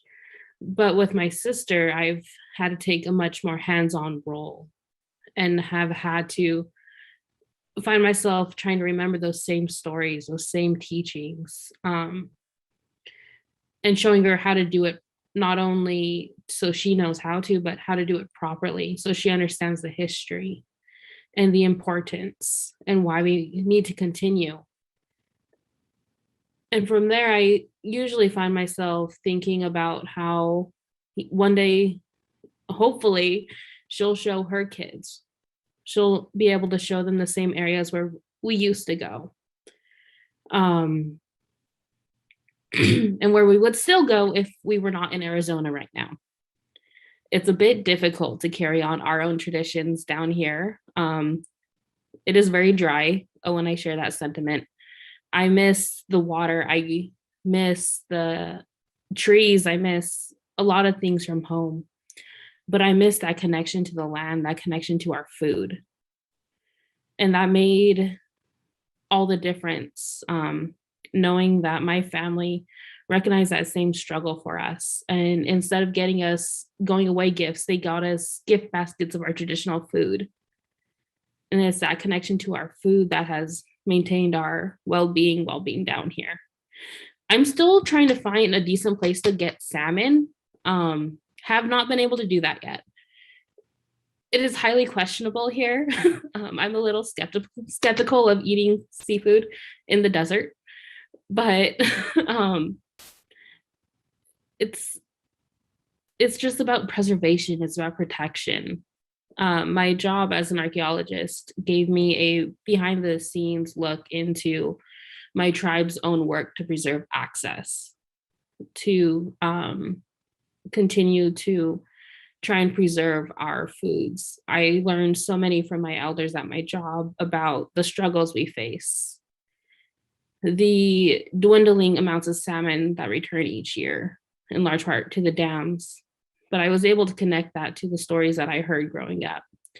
The stories my grandmother shared about Salilo disappearing and her cries as it was gone. And even now, I never got to see Salilo, but it's heartbreaking. I feel that deep in my soul. But I got to hear about how our huckleberries in our traditional gathering areas are disappearing because of the commercial harvest, because we no longer do controlled burns. That's proven to promote growth and access, and it's about our lack of access to our traditional root fields that are now private, that are closed off, that are gated. It's about our sites that are flooded, that are gone, that we're never going to see again. It's now put a fire within me to show my sister as much as I can, so she knows what to do for her kids, so she could continue to keep our traditions alive as they're slowly disappearing with the climate crisis we're in. Thank you, Autumn. Very powerful stories. And we see changes on the landscape everywhere with climate change. So thanks for sharing that. Gracie, we don't know each other like I know the other two, but I have visited the Pueblo of Acoma. It was a really powerful visit, and I deeply appreciate how much you and your ancestors have endured through colonialization and conflict while remaining, this is a pretty amazing fact, one of the largest continually inhabited communities in North America. So a great illustration of resilience. Could you please give us reflections on your work through the Pueblo Action Alliance and its advocacy for land protection and the importance of engaging youth in this work? Sure, thank you, Sally. So Pueblo Action Alliance is a Pueblo Indigenous-led, community-driven organization that's located in Tewa Territory, or so-called Albuquerque, New Mexico. And we work to address the social and environmental issues and injustices that our Indigenous communities face. Since the onset of colonization and in our current fight against extractivism, our communities have had to endure the social and environmental consequences, much that has threatened our cultural integrity, our lifeways, and our relation to the natural environment. So at the forefront, I think that our responsibility to protect these things directly stem from our core values as Indigenous people. For me, I've been able to engage in civic and direct action, land-based approaches, and gain experience in community organizing as an intern with the Alliance to help mobilize our people on issues that affect us. All of what we do as an alliance is only possible when we incorporate the ancestral wisdom that came from the revolutionaries who partook in the same resistance that we do now. One of our many campaigns that the Alliance has is protecting the greater Chaco region from any more oil or gas drilling and any new fossil fuel leases. New Mexico is a resource-rich region, and there's a historic legacy of resource extraction. So the greater Chaco region has more than 40,000 oil and gas wells alone. And just on Monday, the administration proposed a 20-year ban of drilling within a 10-mile buffer zone around the Chaco Culture National Historic Park. And you know, though this place needs to be protected permanently, this is definitely a step of progress for the grassroots orgs and frontline community members who have fought for years to protect the sacred area. And hopefully, you know, it sets a precedent to continue watching and protecting for the tribes that maintain a living relationship with this place. As the Alliance, we say that Chaco will never be ruins. And this means that our connection to the sacred space, which is our origin, will always exist beyond time. When we operate, in my opinion, from a value of ownership, we cheat the people original to this land out of their right to practice their lifeways on their land. And as we understand it, it's a conflict of two different value ships, right? One of ownership and one of stewardship. So through every generation, it's our responsibility to ensure that we protect this knowledge for future generations and steward this inheritance of place to protect our land and our water mothers. And so tribes protecting tribes and forming our own governance structures that address these matters is critical. And when it occurs to you that the land can feel the pain and the mismanagement, I think that others will, you know, realize the need to liberate our lands from the violence perpetuated by modern day colonialism. I would say that, our fight for climate justice is an everyday thing, and we cannot achieve that without Indigenous leadership. So. Thank you very much, Gracie, for your powerful words and place. And thanks, Tommy and the administration for the immediate work to protect Chaco Canyon from additional drilling. I think we deeply appreciate that. Well, we've got a few minutes here, and I'd just like to, I think, ask each of our panelists if you could think about, as everyone goes about addressing climate change, what are some of the cultural values and environmental justice issues that we all need to be mindful of when we address climate change?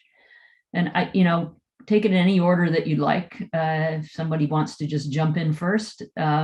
So again, cultural values and environmental justice, how can we send a signal to the folks on this call about what's important that we pay attention to? Owen, do you want to jump in? Yeah, I can jump in. Thanks, Sally. I think, I always get the question, how can I be an ally? And I always throw it back on, how can you be a community member and really help us out in ways that show humility and start asking questions? I think a lot of people, jump the gun and offer their assistance in the way that they think works, but every community is different. Hearing from Gracie and the Yakima people down here, I'm learning as an Asleda person, those, traditions. I ask always first. And I think that goes with coalition building and learning from the environment, that my personhood through, the Quinault Forest and the Tongass and the Puget Sound is totally different than just across the Cascades where autumn is. So it always comes from building those relations and asking those questions. You want to be a learner first and really learn from the people of the land, because that's amazing. And that's why I love doing this and just listening to all the youth. And just, it's amazing to see this futurism really, really shine through all our amazing youth. Great. Autumn, do you want to add something? I would just want to stress the importance of listening and keeping the youth in mind, because they're our future and they watch and a lot of times mimic everything we say and do. So I just want to stress to be mindful of them, because they're going to be the ones that are here when we're gone. Thanks, Autumn. Gracie, a few words of wisdom from you. Yeah, I would say that a lot of it, like I mentioned, goes back to us maintaining our core values as Indigenous people. So I think that it's important for younger people in the community to connect to their roots in a positive way, and to engage with their elders, because there are libraries, and when they're gone, that knowledge goes with them. There's already young organizers partaking in community-based work. And so I think that finding a group that has like values and issues that are, of importance to you are important to do. There's an obvious global outcry from young people for older people to take action, people in power to take action. And so I would say thinking about issues that are related to land and water, and how the violence of that also connects to the violence of our land and the violence of the bodies of Indigenous people. They're two interconnecting issues. And so I think once we realize that everything is land-based and our approaches can be land-based, I think that will do a lot for our communities that feel the impacts of the environment. Thank you, Gracie. From each of you, we deeply appreciate your wisdom, and I learn everything. I learn a lot every time I speak with Native youth. It's quite amazing. And I'm sure the same is true for Chair Mallory and Deputy Secretary Beaudreau. So I'm going to turn it to them for a few reflections. Chair Mallory, can we start with you? Absolutely, yes. And I think it's appropriate to use the words wisdom, because I was sitting here thinking, wow, I know I was not that together when I was your age. And it's also just wonderful to hear youth talk about the youth, which also just reminds me of where I'm sitting at this moment. Well, first of all, let me just say thank you. Thank you for that sharing. Thank you for your bravery. Thank you for like really stepping forward and, you know, in a really sophisticated and thoughtful way, kind of moving out to address, you know, the issues of the times, and in a way that is adding value absolutely to the conversation. So I'm just grateful that you're here. I will say a couple of the things that really resonated with me, like Owen talking about the mental health from the environment. I know personally that is something that is very important to me. I know during the pandemic, that was something that where I was very mindful of the fact that the way that I kind of found, you know, or kept my balance was to be able to be out in green spaces and to take advantage of the green that was around me. And I think, you know, as I think about the work that I'm doing right now, part of that is really driven by the recognition that not everyone has that benefit. Like I could stay in my neighborhood during the pandemic for however long it went on and still have the sort of sustaining effects of green space. So like hoping to find ways to make that possible for other people. Number two, I just love the holding on to that ancestral connection and like the importance of sort of continuing that. As Autumn was talking about, I thought like, I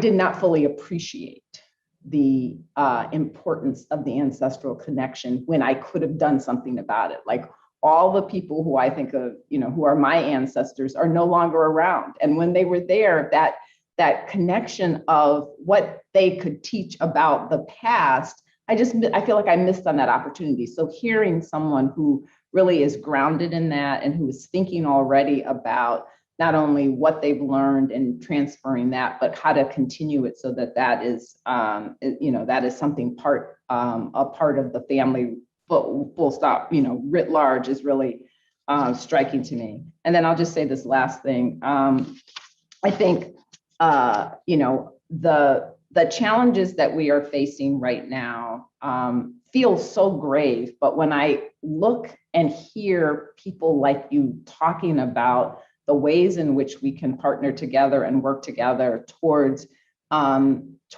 solutions, I'm just, again, as I said, I think in my remarks, so one, inspired, and two, just grateful that you're there and ready to work with you. So I'll be quiet now. Thank you so much. Thank you so much, Chair Mallory, and Deputy Secretary Bodrow, bring it home for us. Just all of you and each of you, thank you so much. Owen, thank you for providing insight into what indigenization really means. And Autumn, thank you for talking about, you know, the effects that people have had on fundamental life-sustaining resources like the CNAY. And thank you for sharing, you know, both the joy and the sadness of the experience, passing on tradition and making sure that it endures into the future. And Gracie, I mean, so many powerful words, including consequences and mobilization.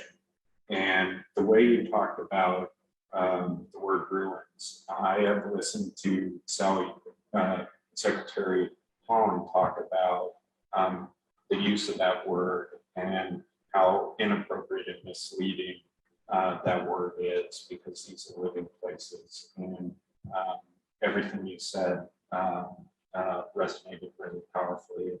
I've heard Secretary Holland speak exactly with those issues. So thank you so much. I just enjoyed myself tremendously. And again, as Brenda said, I have to go back and reflect now on my performance as a parent, because you kids are, I want my kids to measure up the way you all have as leaders, so thank you. Well, I want to give my deep thanks to our three panelists, Owen and Gracie and Autumn, and also Deputy Secretary Bodrow and Chair Mallory for participating in this. And I'm going to leave you with one of my favorite quotes that Tommy heard often when we worked together. but it made me think about the kind of work that Secretary Holland and Deputy Secretary Boudreaux have now in stewarding public lands, and that is we don't inherit the earth from our ancestors, we borrow it from our children. And I think about this earth that we've borrowed from our children and kind of the deficits in the bank account that need to be addressed. And I want to say to our three Native youth panelists that we're not dumping this in your lap. We're very much in the game and want to continue to provide value as long as we can. And I'm deeply grateful for President Biden's efforts and the team he's put together to begin that journey of healing. So thank you all very much. And I'll turn the program back over to Nikki Petrie. Thank you so much, Sally, and a special thank you to Owen, Gracie, and Autumn. This has been such a powerful day, and I'm so honored to be able to welcome our next speaker. When the Honorable Deb Holland was sworn in as the Secretary of the Department of Interior, she told Native youth, like our ancestors who came before us, leaving a ladder down for Native youth to climb is one of my priorities. Known to many affectionately as Auntie Deb, Secretary Holland has inspired so many of us and continues to show our sacred little ones what representation looks like. On a personal note, it's difficult for me to put into words the look in my 4-year-old's eyes when she sees her Auntie Deb on TV and that good medicine that it brings her. Thank you, Secretary Holland, for showing youth like my daughter what is possible. I still remember the day that you were sworn in and standing in the rain with you as we shared words of encouragement. We were blessed with rain that day, and it's a memory that I will forever cherish. Awarded as a 2018 Center for Native American Youth Honorary Champion for Change, Secretary Holland continues to be fierce for all of us. Please join me in welcoming the Secretary of Interior, Deb Holland. Thank you so much, Nikki. It's wonderful to see you, and I loved seeing your daughter on the video the other day. Really wonderful, and really happy to listen in for the last few minutes on the last panel. And I feel so excited about all of you. Thank you so much for your engagement and enthusiasm today and every day. I know that every day you all are out there working hard for your communities. And sometimes working hard is just doing really well in school, because we need you to do that too. So what a fierce and powerful group. It's always, always inspiring to hear the voices of those who will inherit these lands, this air, these waters that all of us care for. And first, I want to recognize the incredible courage and maturity that all of the Indigenous youth joining us today have demonstrated. Each Indigenous youth leader here is a dream that our ancestors had when they faced hardship and survived against seemingly insurmountable odds. I'm incredibly grateful for the voices of our youth and encourage all of you to continue to speak up for your future. I want you to know that we are listening. It's the young leaders who give me hope for the future. You're not just the leaders of tomorrow, you're the leaders of today. And in many ways, you are the adults in the room. When I see you all here, I can't help but be thankful. You all are light years ahead of where I was when I was in high school, and even in my early 20s. Sometimes I joke that I didn't even know how to tie my shoes when I was your age. But I feel like all of you are already seizing opportunities, advocating for tribal communities everywhere. And now I will say there will be a lot of people telling you that you can't do everything you set out to do. They'll say that those things can't be done, but I'm here to tell you they can. You can. When I was running for Congress, there were plenty of people who said that I couldn't do it, that it had never been done before, until, of course, I won. Though I was nervous about becoming the Secretary of Interior, I knew what it would mean for Indian country. I knew that my unique lived experiences had value, and that through service to my country, we could make a difference. We, all of us together, could make a difference for all of our communities.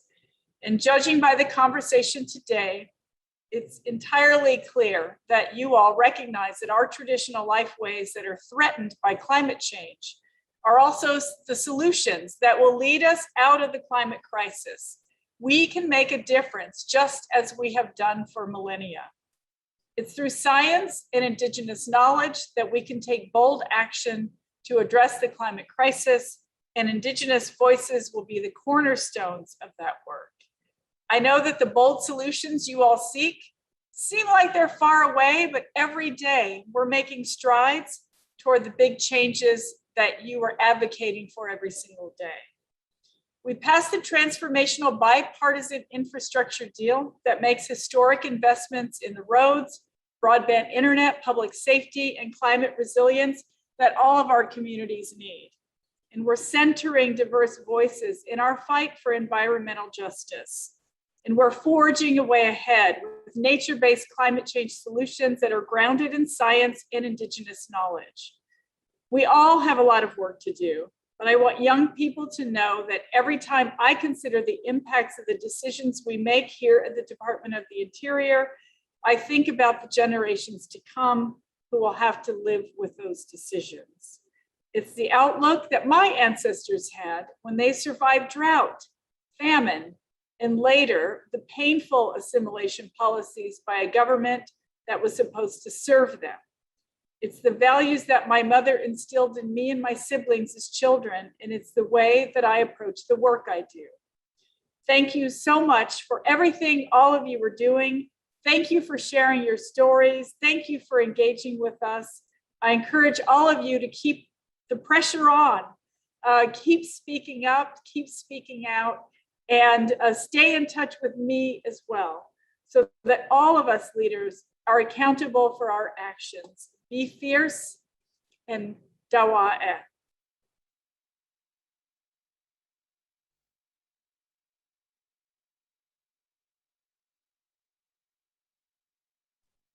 Back to you, Nikki. Thank you so much, Secretary Holland, for your beautiful remarks. It's wonderful to see you, and we will continue to all be fierce for you. So thank you again. I'd like to bring on and invite to the screen now Rory Wheeler to introduce our last speaker and performer of the evening. Rory?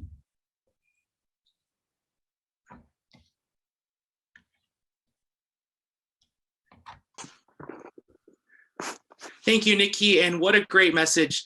Thank you, Secretary Holland, and your team at the Department of Interior for the amazing work you are doing for our tribal nations, for our country to build back better. Next, I'm thrilled, and I mean thrilled, to introduce our next guest, who just happens to be one of my favorite artists, Brooke Simpson. Brooke is of the Haliwa-Saponi tribe of North Carolina and is a powerhouse vocalist who is passionate about songwriting and people. From recording her first song at the age of 2 years old to being part of NBC's The Voice, Brooke is no stranger to music. In 2017, Brooke auditioned for NBC's The Voice, which led to her receiving 4-chair turn, charting top 10 on iTunes charts week after week, and ultimately being a top 3 finalist on the show. Now, with a large and ever-growing fan base, Brooke has the opportunity to work with artists such as Miley Cyrus, Sia, Taboo of the Black Eyed Peas, which we all know in Indian country, and much more. In the midst of touring, writing, and recording upcoming music, Brooke has released multiple singles, including Little Bit Crazy, Stick Like Honey, and her newest release, So Tired, a mini EP. As was recently announced, Brooke will be making her Broadway debut in the Diane Paulus revival of the Tony Award-winning musical 1776. She'll be portraying Roger Sherman. 1776 is set to run in the 2021 through 2022 season. Even more recently, Brooke has been chosen to compete live on season 16 of NBC's America's Got Talent. During her audition, Simon Cowell compared Brooke's vocals to legendary singers Kelly Clarkson and Fantasia. Let's give a great warm welcome to Miss Brooke Simpson. Thank you for joining us today. Hi. Thank you so much, Rory, for that introduction. And hi, as Rory said, my name is Brooke Simpson. I am from the Haliwa-Saponi tribe. And the fact that I am even here with you right now is just wow. First of all, before I go any further, I just want to say thank you so much to the White House, to Nike and Seven, and a very special thank you to the Center for Native American Youth for inviting me to be a part of this very special event. I'm just so deeply honored. I'm humbled. I'm so very grateful to be here with you today. So thank you. I can't say it enough. It's so beautiful that we have a moment as great as this one that focuses on mental health, inclusivity, the well-being, the belonging, and empowering of Native youth. In a moment, I'm going to sing a song that I recently released called Halawa, is a part of my tribe's name. Hence the reason I have a microphone. I know that's a little strange, but I wrote this song for my tribe and my family about the elders who come before us, passing the mantle from generation to generation, making sure the torch that is our heritage, our culture, that is us, stays aflame. Let's make sure that we honor them, their struggles, their strength, their perseverance, by keeping this torch fiercely burning. I know this entire event, you have heard from some of the most inspiring and powerful voices. And now, as it is soon coming to a close, I want to encourage you. And honestly, like, just to be real, I want to hype you up right now. I want you to take everything that you've heard, everything that you've learned, everything that you've discussed today, and don't let your passion, or better yet, don't let your flame dim, but do everything you can to keep that torch burning, not just brightly, but fiercely. And remember who you are. Remember who we are. Be proud of who you are. Make sure your voice is heard, because that next generation of Native leaders that are yet to come after you, they're already looking up to you. And at this time, I'm going to ask my incredible husband and partner, Ramos Simpson. I'm going to ask him to join me. And at this time, we're going to sing that song that I mentioned earlier, Halawa. And when this chorus comes around, I want you, if you feel comfortable, whether out loud or in your head, when I say Halawa, I want you to say your tribe and say it with pride. Again, thank you so much for having us. I'm so honored. Thank you. Here's Halawa. This that strong kind of love, hold you down kind of love. Rep my city, raising kitties, aging pretty, never drop your crown kind of love. Yeah. I get it from my mama, and she gets it from hers. Passing down the mantle, put the flame to the candle of them red bone girls. Yeah, springing up in the 252 like a tree that's planted by the water. I know exactly who I am because I am my mother's daughter. Yeah, all day, every day, so tied to my tribe like all day, every day, Halawa, Halawa. Got my city on my back like a cape, no cap, like a cape, no cap, like a cape. If it weren't for where I'm from, I wouldn't be where I'm at, wouldn't be where I'm at, Halawa. Your whole history is because of me. Indigenous and excellent, Carolina made some a different way. Heart of gold and melanin, that same strong kind of love, hold you down kind of love. Now watch the way you talk to me in mine kind of love. Respect is earned, but with me required, cause your license to loot on my land expired. Springing up in a 252, a tree that's planted by. I know exactly who I am because I am my mother's daughter. Yeah. All day, every day, so tied to my tribe like all day, every day, Halawa. Got my city on my back like a cape, no cap, like a cape, no cap, like a cape. If it weren't for where I'm from, I wouldn't be where I'm at, wouldn't be where I'm at, Halawa. Oh, yeah, Halawa, Halawa. Oh, yeah, Halawa, Halawa. again so much for having me. Thank you. We love you. Thank you so much, Brooke. This has been such an amazing event. I'd love to welcome Sam and Polly back to the screen now as we close out. Thank you, Nikki. Thank you so much. Brooke, amazing as always. And I would encourage you all, if you don't follow Brooke on social media, she's a kick. Take a look at her Instagram, and you'll definitely be entertained. I would like, before I pass it to my good friend Powie, I would like just to make a few comments and reflect back on what I heard today. I heard passion. I heard amazing leadership, and I heard the next generation ready to grab the reins and lead, and that's what's really important. I'll share a bit of my story. You know, I was talking to Nikki a few weeks ago when we launched our last N7 campaign, and I said I couldn't imagine 22 years ago when I wrote the original N7 business plan that it would be where it is today. And if those words can inspire you to take that healthy risk and move forward with something that you're passionate about, as we say at Nike, just do it. So I'm going to turn that over to Powie. Thank you guys for an amazing day. Thank you to the Center for Native American Youth. Thank you to my colleagues. And more importantly, thank you to all of the youth who participated today. You definitely make me passionate and continue to strive to do amazing work as the visionary and GM of Nike N7. Powie, take it away.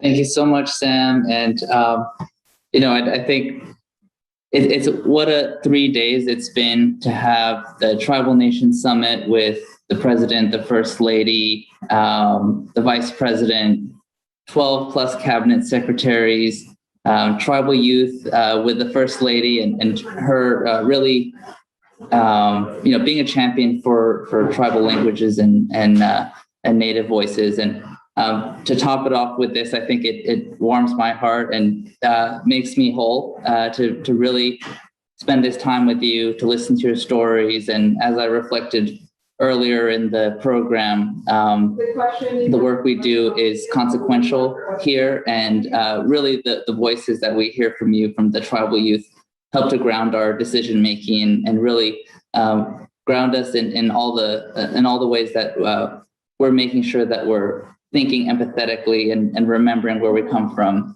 So I just want to, I don't want to belabor too long here, but just want to thank you and offer, you know, an open door to you all to be here for you as you make your journey and learn from you in your leadership, but also, you know, offer a hand to you to be the next person here in the White House or in the administration, to be the next Secretary Holland, to be the next President of the United States. I want to help you get there. So I think with that, I want to play a video. If we can get our master control to cue up the First Lady's video with the tribal youth. I don't know if everyone had the chance to see that, but if we can get that video queued up, that'd be great.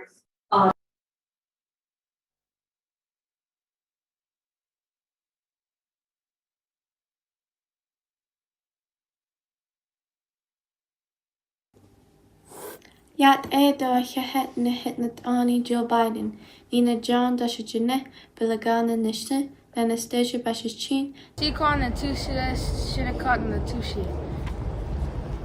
Niki the living Calvo Bassett, Dami. Huh. Dayatu Washte, Chante Washte Nape Chiuzape. Marcella Chante Iza Emachiapi. Wanietu Mawi Gemina, Lakota na Shahi la Hemacha. Pahi Sinte Edaha, Minnesota.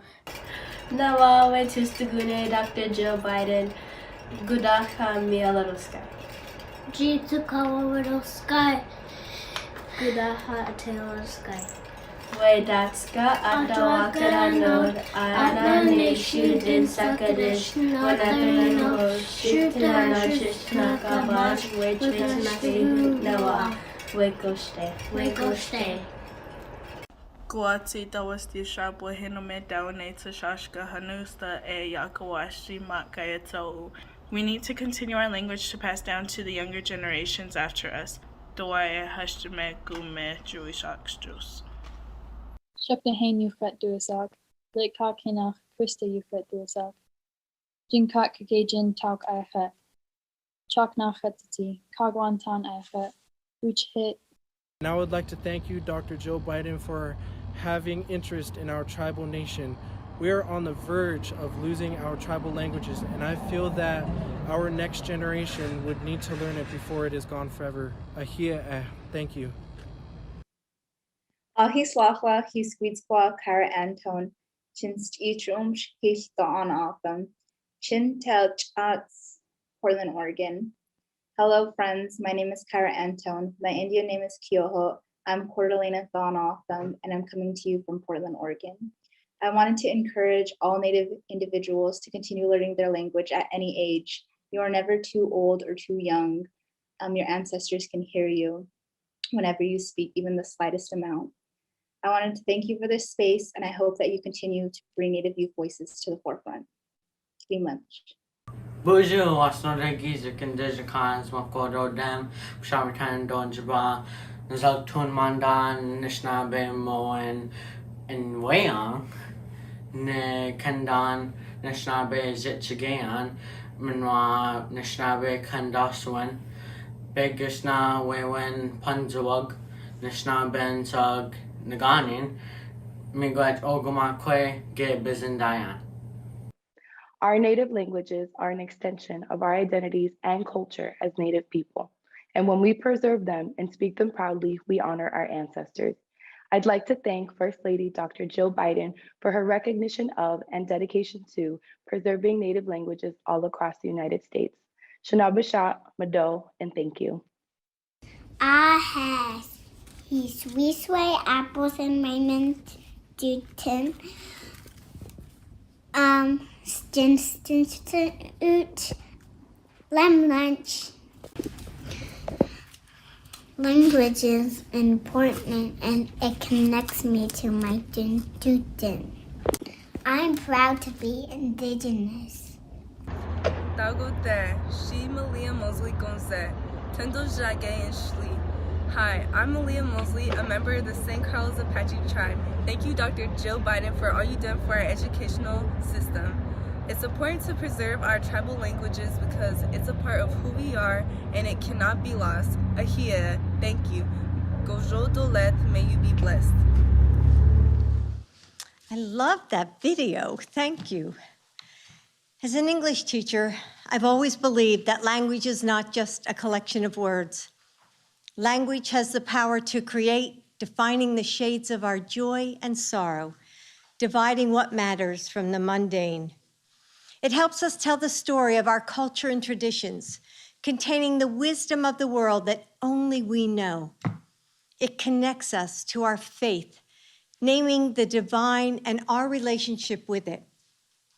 It's a thread weaving through the past, present, and future, the inheritance of our ancestors, and a gift we give to our children, the ability to speak our own truth in our own words is power.